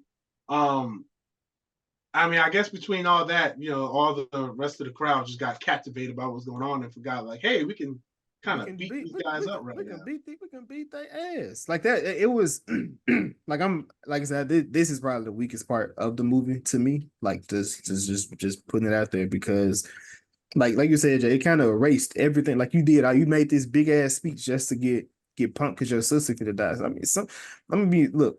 Hold on. I'm gonna be everybody can't make it, Jazz. But I'm gonna challenge you on that because you can look at stuff that happened today.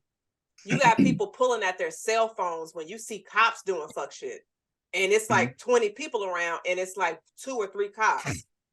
I say the same thing every time. Yeah, it's just like you have people with the mentality of, I'm just gonna keep my head down and mind my business. Even though I see what's happening is wrong, I gotta get home. So you have the situation to where that could have been on those folks' mind as well. Yes, as a unit, we are strong.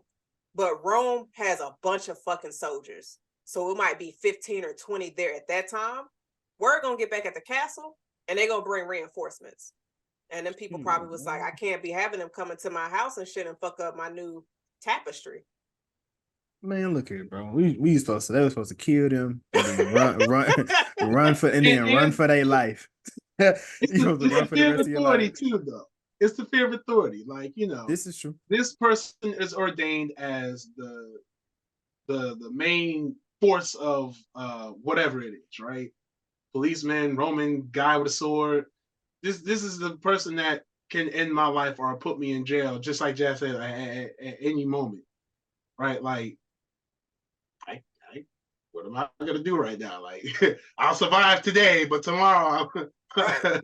Because they just like, and this is the Messiah. They're like, I mean, the Messiah can probably get out of jail. He been saving lives. He been bringing people that was blind can see, people that was crippled can walk. So he probably can just walk out those bars and just be all right. So, I mean, I don't know, but and plus, like with their mindset that was going on, their level of challenging authority is probably not as high. It's probably low. Like, I'm walking with my head down, don't mess with me and things like that. Now today, them Romans, they gonna meet somebody that's gonna try to, match their energy. I beg to differ. What you mean? Because having lived through the torment of a year that was 2020, I feel like I can positively say that, while we may to a degree go to a certain point where we have not yet been pushed to cross that line, because at every chance there is where we can cross that line, we either get distracted or pandered to. You know what I'm saying? Say, oh, we'll put him in jail. We'll charge him. We'll kick him out the force. Or it's just like, oh, look at that. Kanye West just broke his ankle by slapping Kim Kardashian. Like, it's just like, oh, shoot, Kanye, you was wrong for breaking your ankle, brother. Like, it's like we lose focus. We lose track and focus of what it is the goal is. So, yeah, that's where I beg to differ. I mean, I would love to see it happen where, we rise up, but, everybody got to be on the same page. Nah, that's definitely true. Because if we had that same organization skills that they had on January 6th, but I don't see us getting that opportunity to No, be organized. You don't count the riots in Ferguson. You said what? I count the riots that were in Ferguson as well as many other cities. One of which was my hometown. I count them to a degree, but looking back on it, I was one of the people that was like, "Oh, we shouldn't have messed up our city. You know, we gotta go out there and help." I was one of those people, and looking back on it, I'm like, "Well, I should say."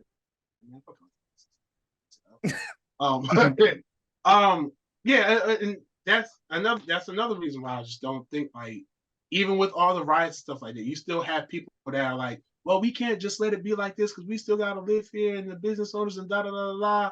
And most of those business owners are white. Most of the people who open those places are white. Even if they're our own, like, it's like, okay, I'm sorry, we got to sacrifice you. Like, your sacrifice will mean everything in the grand scheme of this plan. Like, we gotta come up like names sometimes. Like, from Harley Quinn. Jason right. Watch because he trash. Your sacrifice means everything to this moment. But so of course, you know, we get to the crucifixion. Clarence is on trial. We kind of spoke about it earlier. He's on trial. He gives the whole spiel of him trying to impress his brother, show his brother that he is somebody. Trying to get also escape Jedediah and his plan to get to him, but also impress the girl. He said, "Well, did you get the girl?" He like, "Nah, she betrayed me." Like, damn. Well, we're gonna test something else. We're gonna show y'all that we don't believe in your God. We only believe in the Romans. Your lives are in our hands. So you gonna come over here and you gonna try to walk on water. He was like, wait a minute. I can't even swim. He was like, I know. So, but you get your freedom. He said, so if I do that, yeah, he said, yeah, you get your freedom. You're gonna die and you're gonna drown. And then you have, your freedom to do whatever. Then we see him begin to walk on water. Jazz, what did you think about this scene as he's walking on the water? I thought this scene was dope. I'm glad we were able to see the soldiers try to get him and they're falling in the water. And Clarence is just like, oh shit. Like he is believing. You're seeing somebody that went from not having faith to having faith. And the fact that you had one of the soldiers put his hands in the water, like, you're not supposed to be walking on this. Like, and so I thought the visuals alone were fire. Like, this is my favorite scene in this book. Like, actually, no, it's not. It's my second favorite. My favorite scene is, of course, the Last Supper scene. But now I thought this was really creative. Because then he was just like, if you can walk on water, then I'm going to believe in what you believe in. He's a liar. He's a liar. But I didn't believe him either. I didn't either. He said, well, he said, I won't let you drown, but now I gotta crucify you because this ain't no. A witch. He was gonna let that man drown and die. And pull him out, like, oh, try to save him. Oh, bloody gallops! Like, how deep do you think that water was? I don't know. Why don't they even have it right there like that? It's kind of small. I'm like, damn. I think it's only for drowning people. Like, it gotta be like, what the fuck? You said this pool wouldn't mean anything, but look at us now, huh? Look at us now. We can pick out the messiahs, huh? How about a thank you next time, huh? Oh man. But after this moment, we get a lot of resolve for Clarence with Verenium and with Thomas. Jazz, what did you think about this the resolve between Thomas and Clarence? I mean, it was kind of just, now you want to treat your brother with respect. Now you're taking accountability for what you did when, like, your brother about to get crucified tomorrow. Like, where was this all at before this? Why did we have to get to this point for you to say these things? And so it was good to see them actually come together. And I just couldn't, like, looking in Lakeith's eyes, excuse me, Thomas. Let me get the right twin. I was like, we need that again in another movie. This But nigga here, man. my bad. But I thought this nigga's on trial for death, and you gonna be talking about how good you look. Hey, Don't man, you look fine? Oh, you look when you at your worst. Nah, his worst was when he got up on that damn cross. I said, "Ooh, Lord!" Shout out to the makeup artist, because damn, they did a great job. His eye was scary as hell to look at, but it was good to see the brothers come together and to get that resolution. I thought it was extremely wholesome. Dave, what did you think about? I mean, I guess the resolve between Verinia and Clarence. I don't really know. Like, after the whole dance party thing, I was kind of sick of it at that point.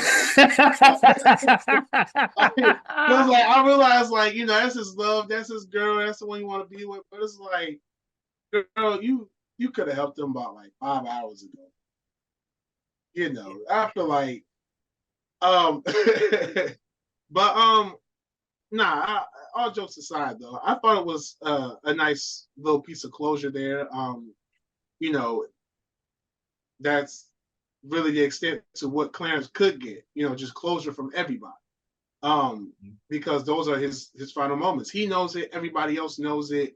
I thought that her love for him coming out at that point was, you know, it was sweet, but still just like, yeah, you know, it's like, all right, you know, just go home. There's nothing you could do. Like, so that's how I felt. But in general though, with that up to that part of the movie, I feel like the last like chunk, like the past couple scenes we talked about, were the most heavy-handed moments of the movie in terms of just like, you know, the race relations and relating it to modern day. I feel like those were the heavy-handed parts. And I joked with my friend I saw the movie with. I said, you know, I can smell the white sweat in here. Yeah. The wet dog smell is real now. So, but Oh, that's the one right there. We're out of here. Baloney and wet dog. Boy, I tell you what. But no, it was very heavy-handed up to that point, but it shifted to kind of just really give you. I would have cried. Normally, I would have cried during this last portion of the movie, but you know, God said no. And I got like 3 calls. Jesus wept. It was calling me. Yeah, Jesus wept for me. Jesus wept for me. And he said, "You ain't gonna weep for this movie." So yeah, I got it. Got me. Jazz, you had a question. Since we're on the Veroni, or did you want to wait? I want to ask right quick, Jason, you cried? I did. Now go to your question about the Veron. Is this a tragic love story? Real tears? You think I'm? What did you think I'm sitting? Like, you think I'm my head? Did shaking? you have a bubble in your nose, a snot bubble? I never have a bubble in my nose. I know how to blow it. I mean, sometimes you just sitting there like you trying to hold it together. No, not me. Hell, Jason, I don't cry. Like, I don't cry. The lies for me. Like, the lies. She be looking like Steve Harvey, the little AI Steve Harvey crying.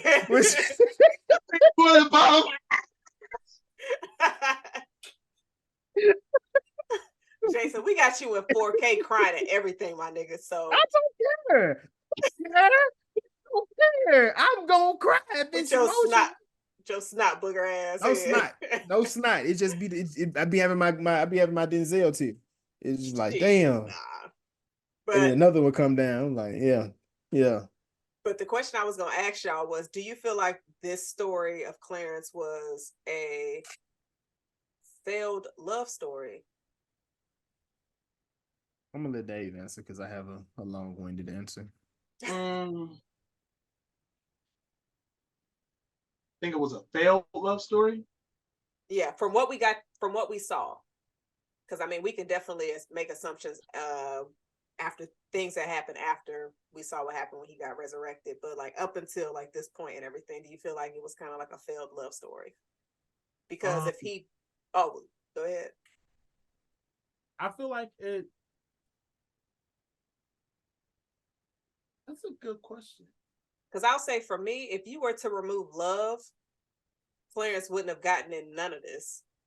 I mean, I say that because like take away love, he wouldn't have gotten a chariot from Jebediah to show off for the sister, which means he wouldn't have been in debt for him, which means he never would have tried to pursue to be the new Messiah, which means he never would have been lying. But then again, he wouldn't have been able to have that development that was needed. He still would have just been up to his same antics of selling weed and being the town mischief.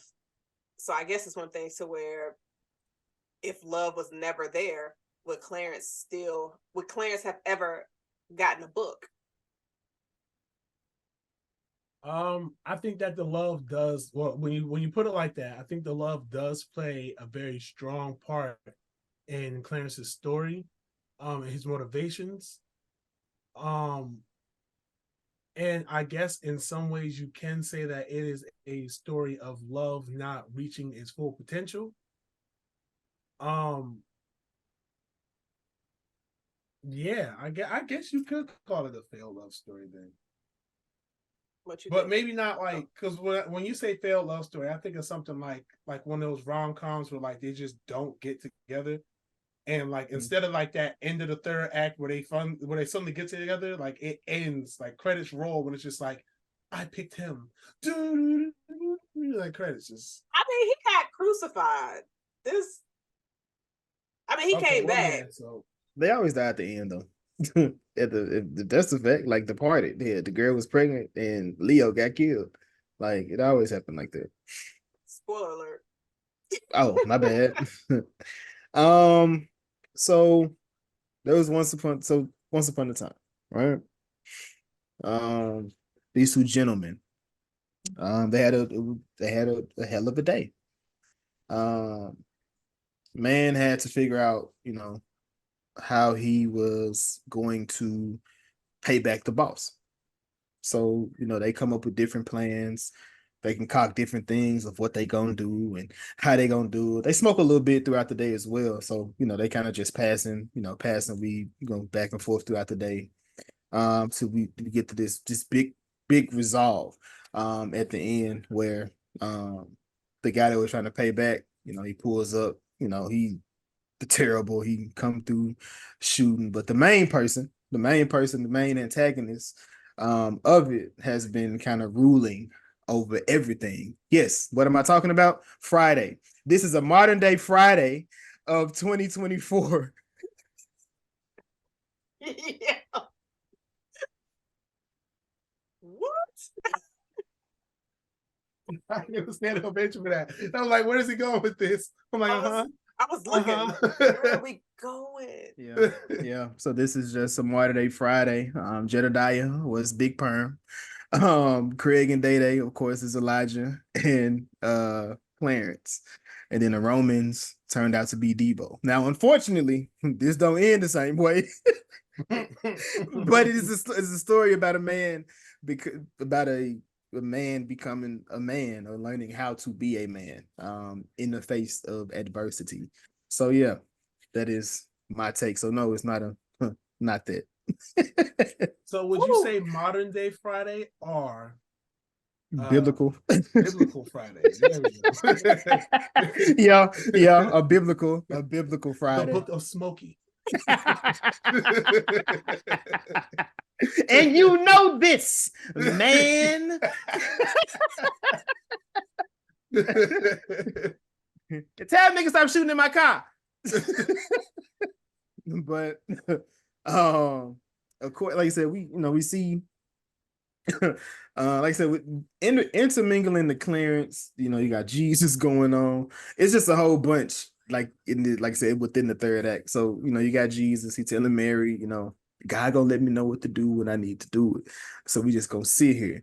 And they just sitting there on top of each other, just crying. I'm just like, man, that's kind of wild. But he sees like I said, the man I felt like was the guy with leprosy. He gives him some money. So money just spilling and he goes to get cleaned. And I do like the little meta part where the lady was like, Clarence would be okay. This isn't his story to die on the cross. Like it's not about him. In there. So I do like, that little tidbit they brought up. Then of course, he leaves out and the people are like, oh my God, he looked like, so that kind of threw me off as well. Like, how do they think this man looked like Jesus? Like if Jesus don't look shit like this.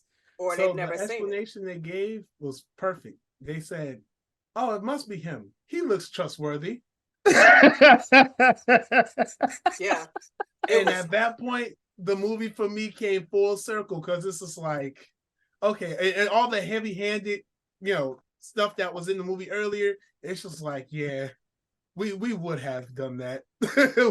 we would have done that. Looked at the white person, heard about there being somebody else going around doing all this healing and stuff like that, and be like, yeah, he looks like the guy. That white guy looks like the perfect guy to do that because wouldn't be Blackie over there. And the Rumble was like, yeah, I think we got another Messiah, guys. It's another Messiah.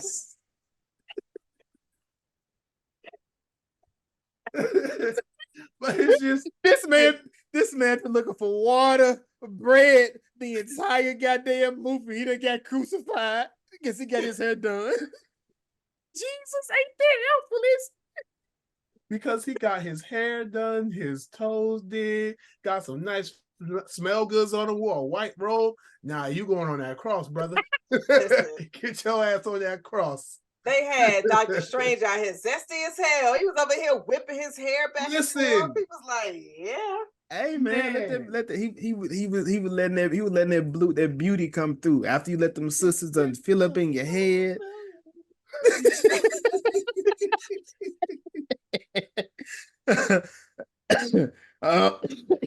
Excuse me. But of course, they get the last little moment of Clarence being able to do the right thing in their eyes. They want him to turn Jesus in. And he was like, no. But I do know a guy, he tried to turn in Judas, and this one he finds out, I wish this would have been a little bit different, because if it would have hit different in a different moment, I feel like. So him trying to say Judas, and they like, we already working with him. So he was like, oh shit, this over with. This my path. This is my journey. I gotta go on that cross, bro. Do you think if they would have shown that scene prior to the Last Supper shot, so you would have found out Clarence already knew, like Clarence was just like, let me go ahead and just tell them that the Messiah is Judas before we find out that Jesus knew Judas was going to snitch. You think who didn't know that? One, but if they should have like intertwined it. I think they should have intertwined those two scenes together, where it would have been him coming to him, showing the supper, and then Judas is revealed, and then he's saying, we are, like he didn't even have to hear it. Like we didn't even have to hear it. Really, it could have just been him saying, it's Judas, and then it could have just faded out and just went to the Last Supper scene, and then just come back to him just being confused. Like, fuck, I thought that was the one. I could have got off. Yeah, that way our switching the order scenes, I think either way really would have worked for it. Because it was odd that did kind of come after the whole Judas reveal. We already know, and we seen him battle inside his head, like, oh, you've got to eat the bread. I'm not going to eat the bread. You see that? It's his sin. You see him in the top of the building, pointing out who the Messiah is. Like, it's a lot of stuff that already happened, so we kind of, we already knew. Right. When it came to, but the crucifixion, that was a hard watch, in my opinion. Like I said, so you see all the different people, the different walks of life that Clarence had seen, how all these people are now on his side, like they're too. I mean, they're not trying to see him get crucified, but they're there for his last moments. Just seeing. So you got John the Baptist. Cabbage is the one that broke me. Oh, young Cabbage. He tried. He tried. Gary Coleman or something. Yeah. that was Baby John Majors in the Heart of They Fall. It was. He looked just like that. Looked like that nigga. They look just alike. Little golem. Great cast. Did you call him a golem? What's wrong? That crying face was ugly. Y'all gotta relax. So he tried to pick the cross up for him. Like he's like, no, I got it.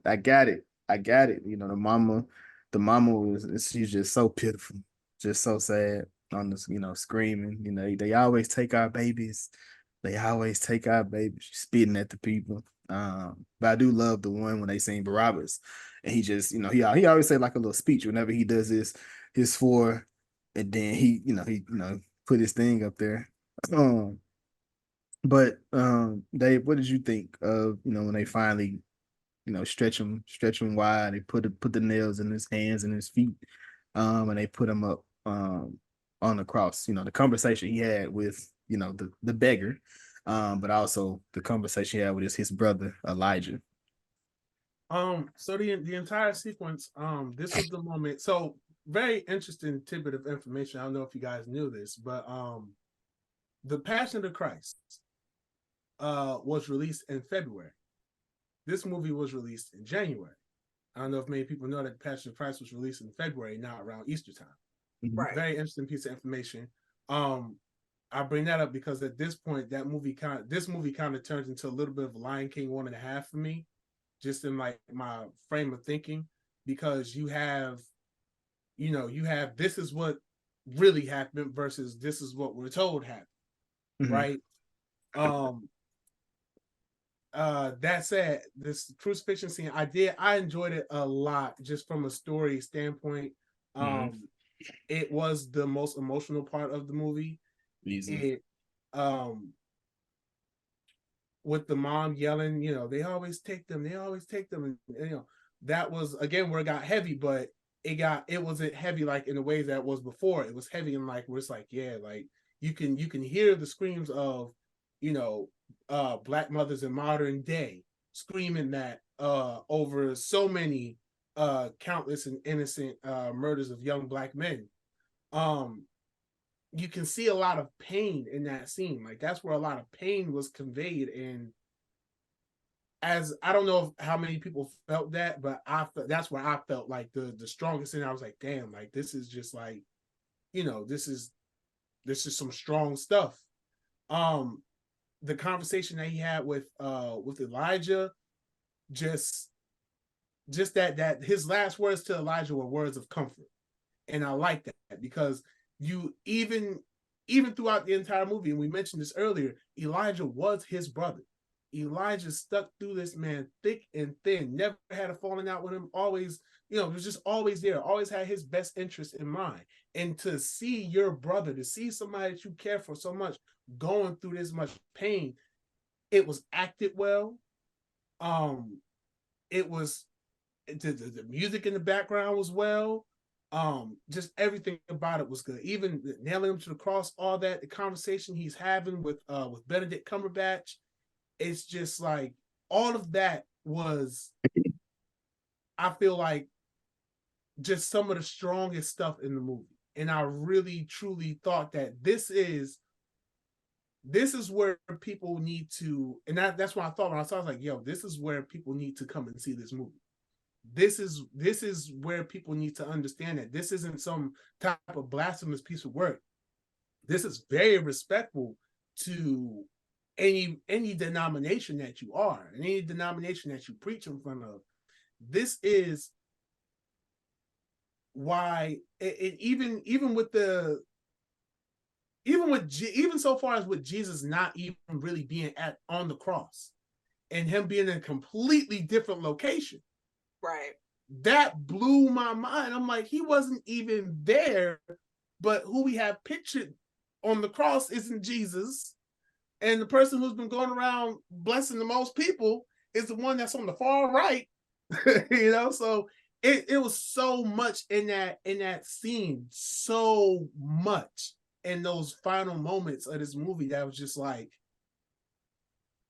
if you're somebody who isn't open-minded or willing to take the time to think about this movie, you're not gonna, I feel like this is the point where this is the make or break point. And it's crazy that it comes like what, after about 2 hours of this movie, your make or break point is here. But it's the perfect point to have it because, hey, you're about to go home anyway. So why not have to make a break point here at the end where it's not that it made me question the faith any, but it really, like I said, it just opened my mind, opened my eyes, and like, wow, this is for people who don't hard body believe that Jesus existed and Jesus was real. I know there's always a lot of discord around that. People who say, oh, this was just meant to be stories to motivate you to do the right thing to get closer to God. I feel like this captures that. This moment captures so much, and it's I can go on and on and on about so many things that it captures, but just I think it just goes without saying at this point is that I absolutely just love everything about that, just from a story standpoint, and just from a just relating it to our modern times and modern day standpoint. Jess, I'm gonna direct it to you. What did you think, or what did you feel about? I guess the conversation that Clarence had with Benedict Cumberbatch character, or even with Elijah, or even his own self-awareness that his self-awareness that he came to at this moment. Yeah, I'll try to see if I can say anything because Dave didn't leave anything on the plate. So let me try to see if I can get a little something over here. But now you made a lot of very great points. I will say, and I have in my notes the conversation that he had with Benjamin, who is Benedict's character. Benedict's character was just sitting there. He was just like, humans are God's only mistake. And he was like, just basically paraphrasing, send the flood and kill all of them. He was like, humans just passed me by, didn't help me when I was hungry, didn't do anything. And then that was when Clarence was like, I'm one of those people. Because that's who was in front of them at the beginning of the race. Elijah was like, yo, run this motherfucker over so we can win this race. And so that's the same person.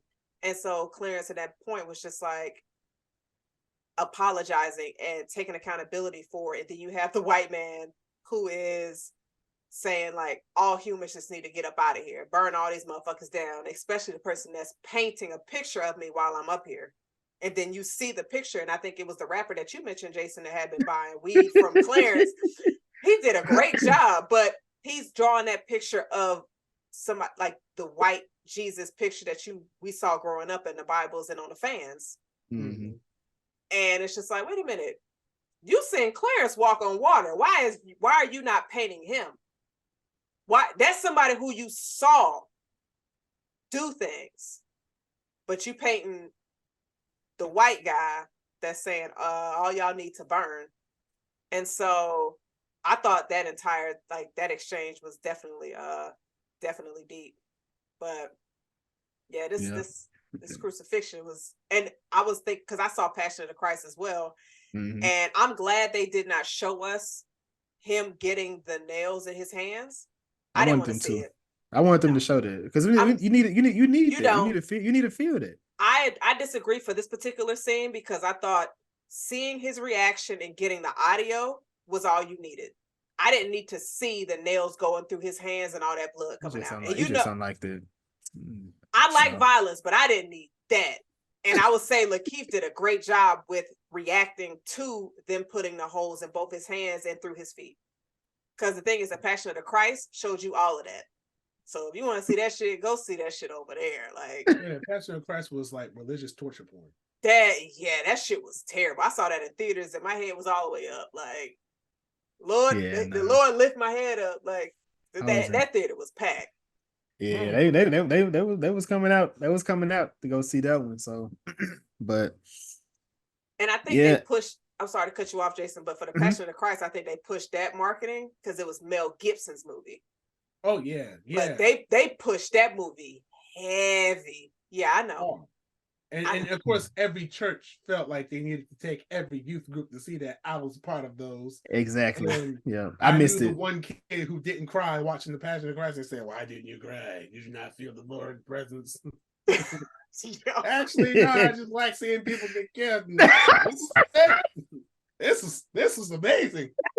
You sitting there like they killed him. He go, Dave, damn. Jesus took them nails. Damn. Hey, Yeah, that Damn. was it was tough. That was tough, man. But of course, you know, the Romans, you know, they put, you know, I think they in the Bible they put it in Jesus and water comes out, right? I'm not tripping on that. Like in the Bible, like when they do that to G, they put when they stick him with the spear, I feel like water shoots out of his ribs in the Bible. But of course, in here they stick it in Clarence. And it's blood that shoot out of him. So no, they take him up out of here. And of course, you know, Jesus, when based on the Bible, when he goes up there, he said, Lord, forgive them, they do not know what they do. He's not condemning the people in this. So that's just another way to, you know, to look at that. But of course, in the end, Jesus comes to Clarence and then he brings him, he resurrects him. And then he told him, you were a man of no faith. But you having a resurrection. He said you were a man of no faith, but you have a resurrection because of me or something, or what? I think it was he was like, you were a man of no faith, but you were able to free slaves without to your own strength. He said a different word, but so yeah, it was super Bible. It was super Bible talk. It was super Bible talk whenever he laid it on. But yeah, man, that was the conclusion. I do want Book to of add at the Clarence. end of this though, because you saw Clarence when he got resurrected, he looked at his hands and then the holes in his hands were no longer there. Jesus, his holes stayed in his hands when he got resurrected. Just so he would to able to prove that he was crucified. But now with Clarence, all his stuff got healed up. So you think he went back to holla at Bay? What do you think his idea was that he thought of? Because he had one more light bulb. My question, because I want to know that, and I also want to know. I mean, did Black Jesus actually get crucified? That's what I was trying to figure out, because he said in 3 days he'll turn me in too. Like, was Judas just out there snitching on everybody? Like, why didn't they get Judas out of here before he snitched? Because it sounded like it was the plan. It's the plan. Right. It's the God's plan. But then let me ask stray y'all from this. The plan. I get that. Let me ask y'all this though. If all of us have a plan and a path that we're supposed to be on, does that mean we don't have no free will? The age-old question. And does that mean that God is Cain-ish? Because I'm no free will. I'm just asking. The way that I have interpreted it, or that I've seen it, because I watch a lot of offbeat science fiction shows, all of which have been canceled after about 2-3 seasons, so I never get anything good. But it's like it's a mix between the two. So it's like we have free will, we're able to do what it is that we want. However, it's like a choose your own adventure story, right? No matter what page you go to, you always go on a different journey, but you always end up at an ending. Those endings are always in the book. So no matter if you flip to page 57 to climb up the stairs and then flip to page 63 to go back down the steps, or you just go in order 1, 2, 3, 4, 5, 6, 7, 8, 9, 10, you're always going to have an ending that's in that book. That book is you. Right. So our free will is based off of which direction we decide to take. Unfortunately for us, we never know what those other pages ever held, because joke's on us, we already turned the other pages, and once we turn the page, we can't turn it back. That's how I interpret it. Yeah, I'm not mad at that at all. I feel the same exact way. Like, I think it's all a choice in how you want to do or how you want to live in that. So you kind of are the driving force behind whatever it is that you want, to a certain extent. Because like I said, you do have other things that may play a part, like financial, health and things like that. But for the most part, I do think we're the driving force behind whatever it is that we want. And before I ask, was it good?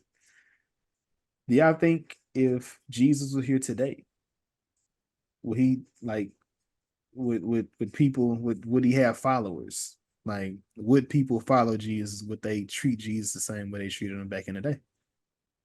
So I don't know if you guys are familiar with this wonderful show that aired on Adult Swim called Black Jesus. I adore that show for so many reasons that people, the same reasons people detest or try to detest the Book of Clarence, same reason they detested the Black Jesus, and the same reason that I love the Book of Clarence, the same reason I love Black Jesus. They are telling stories. Now, to talk about Black Jesus, and this will hopefully answer the question. So, Black Jesus, modern day, he's in Compton. He smokes, he hangs out with who he hangs out with, which aren't the holier than thou people. And everyone who sees him that doesn't believe in him, that didn't ever see him do his miracles, is like, that's just some homeless guy walking around saying he's Jesus. Why are we going to believe him? Why are you hanging out with this hooligan? He's nobody. And you guys put so much faith in him. But at the end of every episode, or somewhere in every episode, he does something for somebody. And he enlightens somebody. And what we fail to realize is that Jesus did not hang with the holiest of holies. We even see it in this movie. Jesus Jesus was in the streets. Jesus was saying like, yo, I'm in the trap with dope dealers and the prostitutes. And you know what I'm saying? They was really going on. They really got it going on out here. So I'm a minister and preach to these people, and I'm gonna have these people follow me because these are the most down to earth people I ever met. I like that. And I feel like if Jesus was here, it would just be like Black Jesus. You would have people that follow and believe and have seen the work, and you would have people that, you know, a majority of people just like, nah, come on, that ain't no doggone Jesus. There's just some guy walking around the road that need to take a shower. So that's how I honestly think that it will go. It will go exactly like the show Black Jesus. Okay. I like that logical explanation with that. That was actually pretty dope. Before I pass to Jazz, hoes are a lot of fun, so I get it, Jesus. Jazz, do you think Jesus would be? I'm just saying. The beginning and end, like, hold on, a lot of fun. Jazz. Do you think Jesus? What do you think Jesus would be today? Would people be following? Would they be bashing? He died this story. So would he have died a martyr in today's society? I mean, in today's society, I don't know. That's kind of hard because I feel like when it comes to certain people, somebody could be sending you the right message that supports your cause and your fight, but you will ignore all of that because they're not the right complexion for you. They're not the right shade of Black for you. They are in a relationship with somebody who you feel like they shouldn't be, or they did all of these things to where you find reasons to discount them, even though their message is similar to yours, or it could benefit you, or it could lead you down a positive path that will help you grow. I feel like today it's just, I mean, I don't know. I think he'll probably get bashed more than supported, only because a lot of people had that idea of this is what my cult leader or religious leader looks like. And I say cult in there because a lot of motherfuckers is in cults, but they don't know they in cults. They just think it's some kind of focus group. No, that's a cult. But focus group. I mean, I'm just saying. This nigga got you in here with no clothes on and one sock. What the fuck is you? And you said that the one sock is warmer than the other. I do feel it. Yeah. Okay. I'm with you. You ain't ate in 8 days, got a headache in the stomach, ain't somebody, he gonna fix it. Bitch, eat. No, you're dying. You're dying in here. So it's one of the things, or you have some folks that that will be followers, but be obsessed. And so it's just, because it's a lot of weirdos out there. So I think Jesus, he probably got to have 2 different areas to where he preaching the word for the folks that's like culty, like crazy, and the ones that's like, all right, they seem cool and not obsessed. I mean, that's why I think Jesus hung around the hood. I don't think he was in the hood. That's why I think him being in Compton makes sense. You know, him being in Detroit, somewhere in Detroit makes sense. You know, that'd be hard. Him being somewhere in Atlanta makes sense. You know, because these are the real people. You know what I'm saying? Or just like it, like I don't see Jesus or God being like, you can't make jokes. Like everything is so serious. Like, all right, come on now. Like I feel like Jesus got some fire jokes. No, for I always say God has the most amazing sense of humor. Yeah. He keeps sending me Aquarius, and I'm like, all right, my nigga, I get it. Stop. So I had to just be like, stop playing games with my life right now. But like, did I tell you? Did I tell you that go there? Look at that. It's funny, isn't it? Yeah. I'm the most committed Aquarius in Jazz's life. So wait. Aquarius male, because my mother's an Aquarius. So yes, yeah. me and Miss Belinda. What are you, Jazz? I'm a Gemini. Hey, Gemini again. Birthday. June 8th. June 14th. Gang gang. Hey. Look at y'all, 6 days apart. Look at that, 666. The devil. I'm just playing. Well, all right. Well, then, everybody, it's been a great night. All right. Remember, Jesus is in Compton. So let's just... But the reason that we are here, people, episode 86, the Book of Clarence. Was it good though? Dave, I'm gonna start with you. It was good. Yes. Is there like a tier for like? Can I say, well, it was great? You can do it however you want to. It was outstanding. It was absolutely outstanding. Everything about this movie was what I would have hoped for and more. It's the perfect movie to just show to any Black church. I think it is way more effective than the Passion of the Christ. And on top of that, it is the perfect chaser to the Passion of the Christ. You're gonna need something this February, not Easter time, where we all thought that movie came out. We're gonna need something to chase that. So hopefully they boost this. Hopefully this gets some kind of push during that time. I'm hoping. Yeah, so. During the Easter season, yeah, I hope so. I'm gonna be kicking down doors. Here's your copy of Book of Clarence. Watch it now. Jazz, was it good though? Yes, it was. I definitely enjoyed this movie. It had me in there laughing, and I'm glad we were able to review it. Jason, was it good though? Interesting. Yes, it was amazing. I loved it. Definitely dropped my tears both times. I seen it. Cabbage, every time Cabbage get me, man. Then the mama yelling. I'm just like, oh Lord, I don't want my mama to see me go. That'll be hard. That's something I don't want in life. So man, hopefully we can do that properly. Even that's effed up to say, but I definitely want my mom to bury me. A little fear. Jason always goes down the dark road. I was looking at Jazz cannot talk about people going down dark path, because every time she gets on the plane, she texts me like, bruh, like find destination. Like every time she gets on the plane, she says the same exact thing. She's like, man, I'm a bitch like Alex. Like I'm kind of feeling crazy. I'm like, hey, and I be what's like, wrong Jason, with you? Just make sure to post the pod. Like still post it. Don't let that Post content. it in my honor. Don't you dare skip that week. Did you have people thoughts, Jazz? No, since it just came out, I didn't drop no people's thoughts. Come on, like you up there switching on me like a horror movie.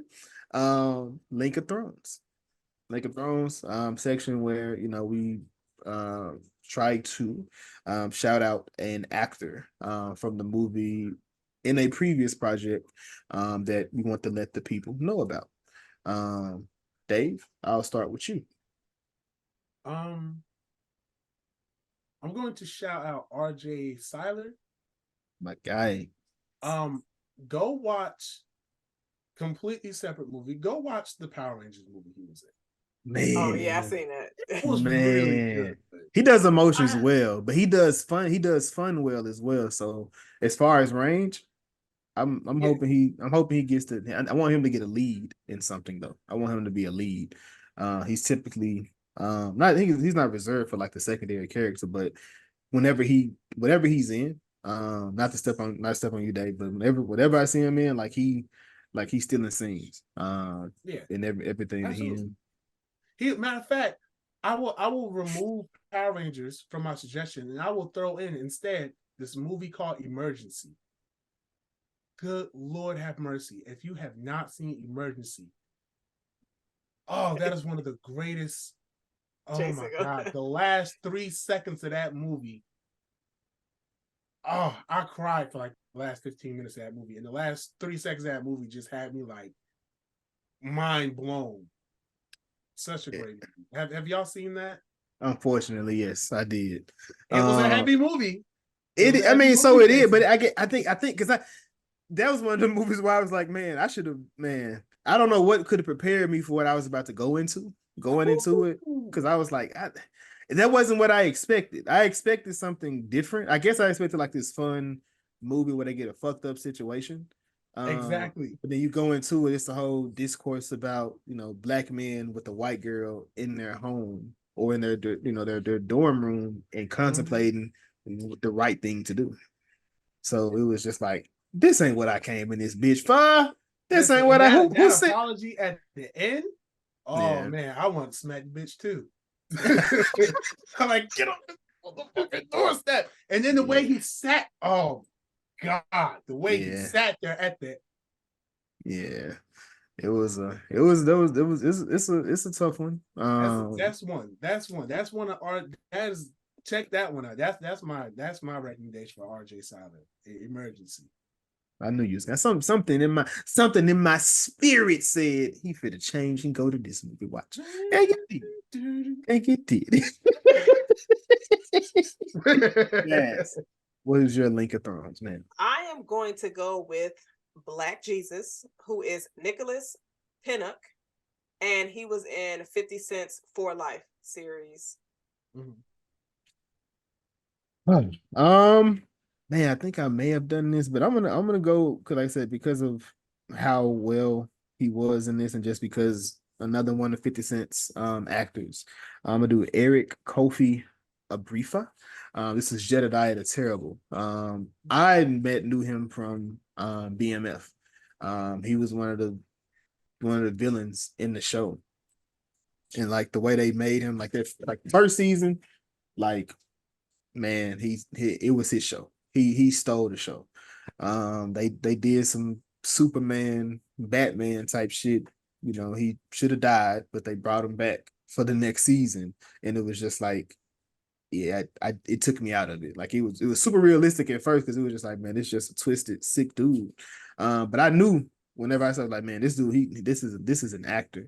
Then I found out he was from the UK, just like James is from the UK. Just like Black Jesus is from the UK as well. Like I didn't know all these MFs are not from America, which doesn't matter, but great job, gentlemen. In that. So yeah, that's super dope. That was super dope, man. But I think that's all I had, Jazz. Did you have any final comments, remarks? No, Dave. Thank you so much for joining us. This was hilarious. I do want to say one more thing though. Sure. And I'm one of the only people who thought that Black Jesus was going to be Donald Glover. Yeah, I didn't think that. I never put thoughts in it. I never put a thought in it because I was I'm like, did they black this nigga's face out? Like, like the first screen, they kind of, the sun was like, well, you couldn't see who it really was. Right. So I was like, are they gonna show him at some point, or maybe they not? They're gonna leave it just ambiguous the entire movie. Nah, so we need to see that. Yeah. But yeah, like Jazz said, Dave, we really appreciate you, man. This was an amazing episode. Definitely got to get you back for an episode, or come to your podcast and do one. Did you want to replug your stuff or anything you want to shout out before we close out? Before I do though, I just want to thank you guys. This was great. This was amazing. I had such a great time. And I really thank y'all for inviting me by. For everybody out there, check me out on YouTube, BrickWall Reviews. I got movie reviews, show reviews all the time. I try to keep up weekly.